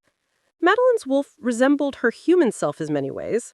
She was rather small in size, and the color of her fur matched her personality quite well, symbolizing her purity and innocence. Her eyes were the same sapphire blue eyes he could get lost in for hours. "Even in your wolf form, you look like an angel." He ran his fingers through her soft fur, remembering how she had petted him the same way when she first met his wolf. His eyes widened as he suddenly took notice of the ripped fabric on the ground. She would have no clothes to wear when she shifted back, and he did not know if Maxim would be able to handle that sight just yet. Setting the little wolf back on the ground, he took off his shirt in one swift motion. "Shift back and put this on," he ordered, looking away while trying to ignore the wolf in his head, begging him to take a peek. The girl did not cry this time as she shifted. The pain was a lot worse during the first shift. Her body was no longer foreign to the feeling of her bones displacing and her limbs mutating. She grabbed the shirt and slipped it on. Seeing that Madeline was much smaller than her mate, it was quite large on her, almost reaching down to her knees. "All right, I'll take you to the werewolf and you'll leave her body." Turning around, Matthew began walking away, but stopped as he felt her grab his wrist. "Can you carry me again? It's much more fun than walking." He rolled his eyes, reluctantly accepting Aster's request. Shortly afterwards, they found themselves at the werewolf prison. The captives consisted mostly of rogues or suspected spies from Ami packs who had been caught sneaking into their territory. "You have an actual prison now instead of just keeping them in your basement? Huh, that's an upgrade," Aster quipped. Matthew ignored the remark. "Pick whoever you want to possess and just get it over with." "You know, I can't possess someone just like that. I have to gain their trust first." "Thankfully, as a pretty girl, it's easy to do that to men." His eyebrows furrowed when he realized what Aster meant. "You will not use my mate's body to seduce them." "It's not seducing, just a little flirting. You want me to get out of here as soon as possible, right?" As much as he hated the idea, the familiar had a point. With an exasperated sigh, he stepped away, glaring at them from afar while the girl talked to one of the prisoners. Occasionally, she would giggle or place her hand on his biceps. It took Matthew a great amount of self-control not to lunge at them when he saw her kiss her rogue's cheek, making him blush slightly. "Just a little longer, and Madeline will return to her body. You'll be able to kiss her all you want then," he reassured himself. It did not take long for Aster to gain the werewolf's trust, and the familiar was rather excited to get into this new body. Despite being turned into a direwolf, Madeline was still physically weaker than most werewolves. She would have to train herself to reach her full abilities. This rogue, however, must have been lifting weights for years, judging by the size of his arms. Aster couldn't wait to test out his strength. The bright light emerged once more, as the possession began. Matthew closed his eyes, not wanting to be blinded like the previous time. When he opened them, the werewolf stood in front of him, carrying an unconscious girl. "Here's the little direwolf. I was wondering when you get tired of running." Here's your mate. Thank you for letting me use her body. Oh, that was an odd talk. Thank you for letting me get inside her. That was probably worse. Matthew took her in his arms, narrowing his eyes at the familiar. Leave, and I better not see you again. How rude! I went through all of that pain for her first shift, and this is how you treat me. He huffed dramatically. The direwolf only rolled his eyes. Enjoy your life as a werewolf, or whatever you possess next. He turned to walk away. Wait, before we part ways. Aster stepped in front of him to block his path. Are you sure this isn't the part where we kiss? If you don't get lost right now, I will lock you back in this prison. While walking back home, Matthew could hardly calm his excitement. His mate was now a wolf. She would feel the bond between them, the sparks that ignited whenever they would touch, and so much more. His mind was racing with thoughts, wondering how she would react to her new life. However, his mood instantly fell when he entered his house. His eyes scanned the entrance in disbelief. The curtains were ripped, the flower vases were smashed, and pieces of shredded toilet paper were scattered all over the floor. What the hell happened in here? He turned his attention to the coffee table, grumbling at the sight of the creature sitting on top of it, casually grooming himself. That damn cat! Chapter 22. A ticklish sensation above his chest stirred him awake. Matthew sleepily opened his eyes, squinting at the sunlight that peered through the curtains. His mate lay on top of him, her face digging into his neck as she sniffed him rather aggressively. "What are you doing?" His voice came out deep and husky, laced with sleep. Madeline lifted her head to look at him. "Why do you smell so good? It's like you dipped yourself in chocolate." Mmm. The corners of his lips curved upwards. "That is my scent. You can finally smell it now that you're a wolf." He reached up to grab her hands, sinking his fingers into the spaces between hers. Her body melted at his touch while she stared at their interlocked hands in awe. "Do you feel that too? It's like tingling every time you touch me," she marveled, giving his hands a small squeeze. "I've been feeling this ever since we met." His arms traveled down to wrap around her waist, pulling her up to give him access to her neck. There stood his mark, right above her collarbone. She was his, officially. Leaning closer, Matthew began to leave a trail of kisses down her soft skin before reaching her mark and softly sucking on it, his teeth lightly scoring the sensitive flesh. She stiffened as a burst of pleasure jolted up her body, a tiny moan involuntarily escaping her lips. "Aw, stop! That feels weird," she mewled, trying to wriggle out of his grip. He chuckled against her neck, his arms tightly secured around her. "That's only because it's your first time feeling these things. You'll start to enjoy them soon. One day, I'll do things to you that will feel way better than this." Although she was not sure what he meant, his words gave her a rush of excitement. The mere act of kissing him felt like heaven. She could not imagine anything that could be more pleasurable. Madeline nuzzled closer to him, relishing the new sensation of the sparks. Now that she could feel the effects of the mate bond, she didn't know how she would ever be able to detach herself from him. "Can I stay with you today, please?" "Of course, princess.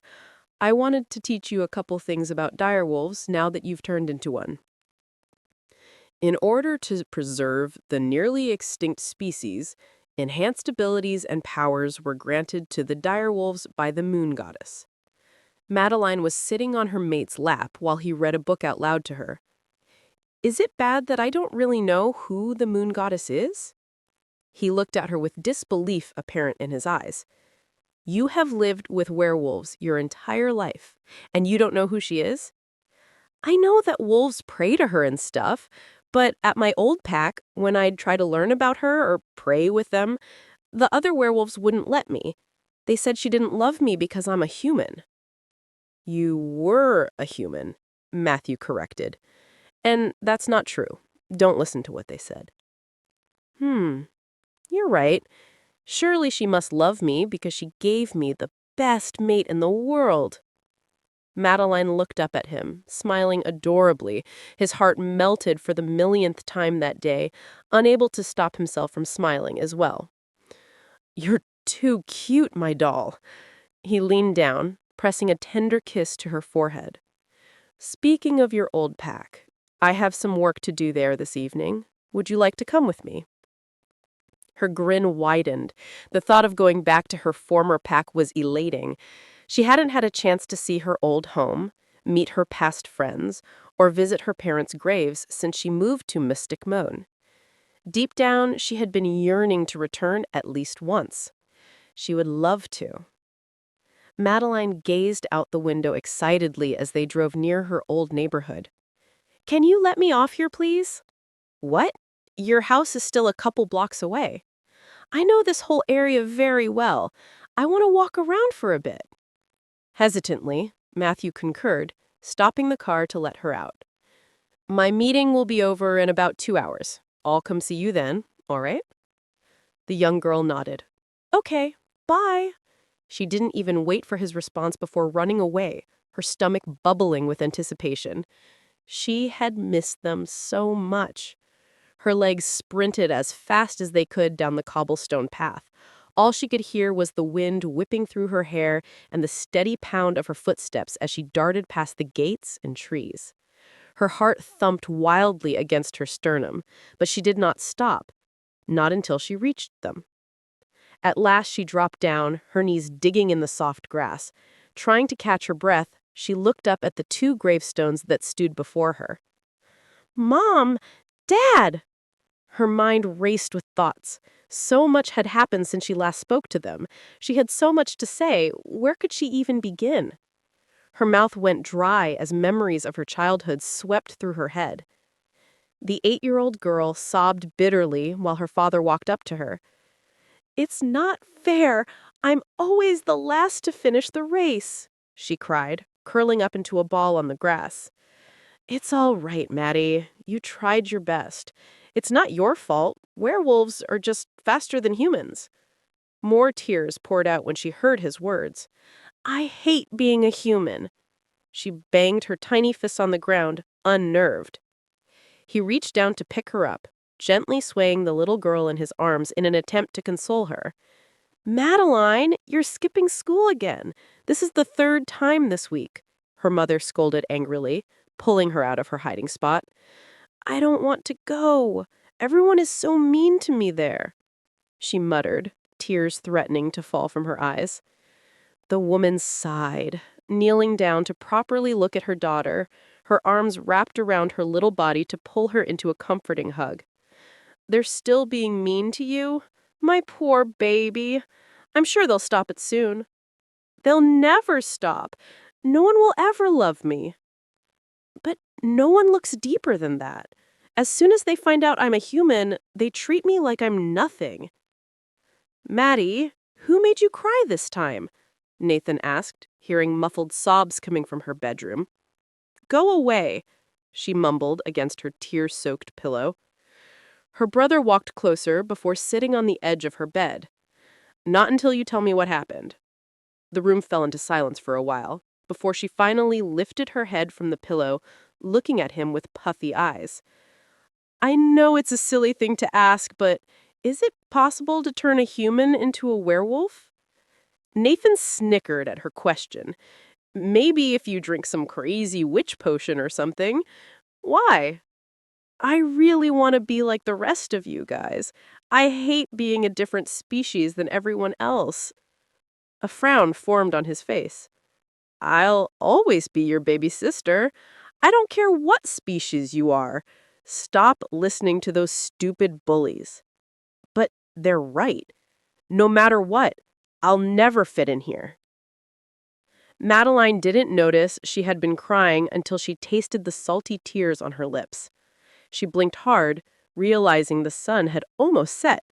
How long had she been stuck in her thoughts? "Here you are."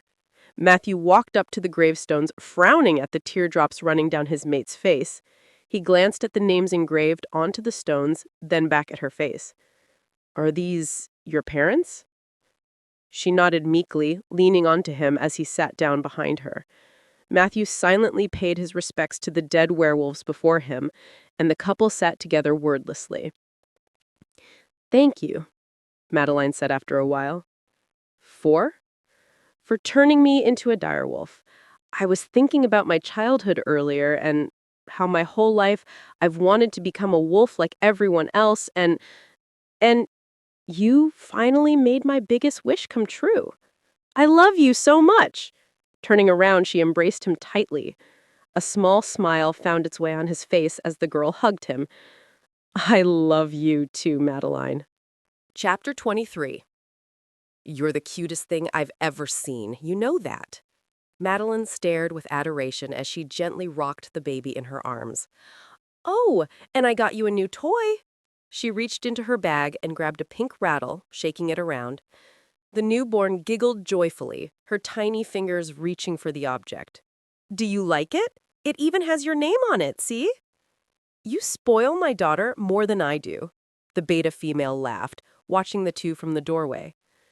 The young girl simply smiled in response. It's not my fault she's so adorable. You know, Maddie, I think you'd make a great mother someday. She blinked, clearly taken aback by the beta's words. Really? Of course. Kids love you. Effervescent feelings bloomed inside of her at the thought of becoming a mother. She shook her head, reminding herself that she was not even 18 years old yet. Thank you, but I'm still too young for that. Take your time. Anyway, are you excited for tonight? What's happening tonight? The beta tilted her head in bemusement. You don't know? Alpha is finally coming back from his meeting with the council. Madeline's jaw slowly dropped open. Matthew had been away for the past couple of weeks. A grand meeting was called once the council found out the strongest alpha in the land was a direwolf. They sought to improve relations between werewolves and direwolves, though it had taken much longer than expected. Although she had tried to distract herself in his absence, Madeline missed her mate immensely. Thank you for looking after my daughter today. I'll take her away now. You probably want to prepare for his return. She nodded, handing the baby to her mother. Once they left, the young girl squealed with anticipation, unable to suppress her excitement to see Matthew again. The council hall was a large, dome-shaped structure filled with rows of seats that formed a circle around the inner perimeter. The ruler of the council, a 500-year-old lichen, sat in the center, while Matthew, along with numerous alphas, was seated in front of him. We hereby declare peace between the werewolves and the direwolves. Direwolf hunting is now strictly prohibited in all packs, and we shall no longer see them as threats, but as our brothers, like the moon goddess intended us to be. The audience erupted in cheers and howls of joy at the statement. Standing up from his seat, the ruler dismissed the council members. This meeting is officially over. Alphas, you may now return home. The hall slowly cleared out as the wolves began to leave. Matthew stood up from his seat with a sigh. He had been longing to go home for the past couple of weeks, craving to see his little mate and to hold her in his arms. As he made his way to the exit, a disquieting sentiment grew in his heart. People were watching him. He disregarded their stares, but his ears could not ignore their whispers. Didn't he kill hundreds of werewolves? How did the council allow this monster to remain an alpha? I don't care what anyone says, direwolves will always be demons. I can't believe the council wants us to treat beasts like him as our equals. He pressed his lips together in contempt as he walked through the exit. It was evident that a mere council statement would not erase the centuries of persecution direwolves went through and the stigma which surrounded their species, though it was one step in the right direction. Still, Matthew could not get those words out of his head. Monster, demon, beast. They were right. No matter how much he tried to hide his past, it would always come back to haunt him.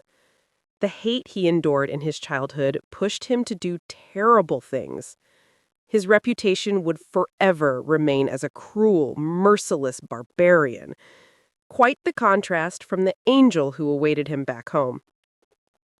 Madeline hummed cheerily as she frosted her cake. Baking had always been her love language. She was aware that her mate was not the biggest fan of cakes, so she settled to make it small and minimalist. Stepping back from the counter, she admired her work. "It's so cute!" She hoped Matthew would appreciate it, as well as the dinner she had prepared for him. The sound of the garage door opening caught her attention. She had not heard that sound in weeks. A bright smile spread on her face. He was back. Not even bothering to take off her baking apron, she ran to the garage door entrance. Matthew had barely made it into the house before she leapt onto him, engulfing him in a hug. She wrapped her legs around his waist, his hands swiftly reaching down to grab under her thighs and hold her in place. They stayed in this position for a few minutes, rejoicing in the feeling of being in each other's arms after so long. Neither of them spoke. The only sound they heard was their hearts faintly beating against each other. "Welcome back," she whispered, pulling her head away from his shoulder to look at him. Matthew stared at her face, taking in all her lovely features. "God, I have no idea how much I missed you." His face dug into her neck, breathing in her sweet vanilla scent as he walked further into the house, still holding her in his arms. "Are you hungry? I made dinner for us." He nodded, smiling at how caring she was. "Thank you, princess." The couple ate together, talking about how the past couple of weeks had been. Matthew ended up enjoying his cake very much because he knew how much love his mate had put into it. The night fell quickly. By the time they had finished their meal, it was late. While his mate was taking a shower, Matthew lay on the bed wistfully. Monster, demon, beast. The words refused to leave his mind. Placing his head in his hands, he slowly rubbed his temples, trying to quell the bad thoughts. Madeline walked into the bedroom, her head tilting curiously at his distressed state. "Are you okay, Matthew?"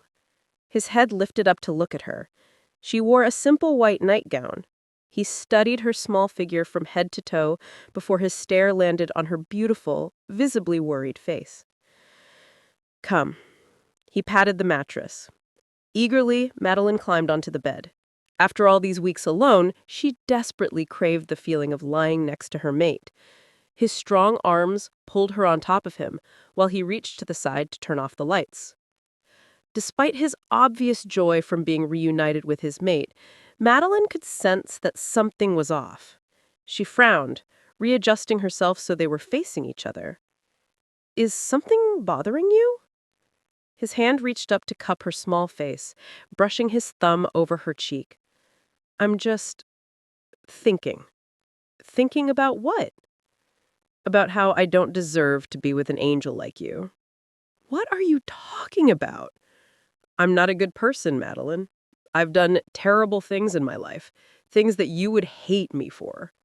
"No, I would never hate you. I don't care about your past. You're a good person now, and that's all that matters." "See? Such an angel. You'll forgive anything. You're too kind, too pure for me." She shook her head. "Stop saying that. I love you, and I want to be with you forever." "So do I, doll." "Exactly. So don't ever think about that again." He chuckled. "As you wish, my princess."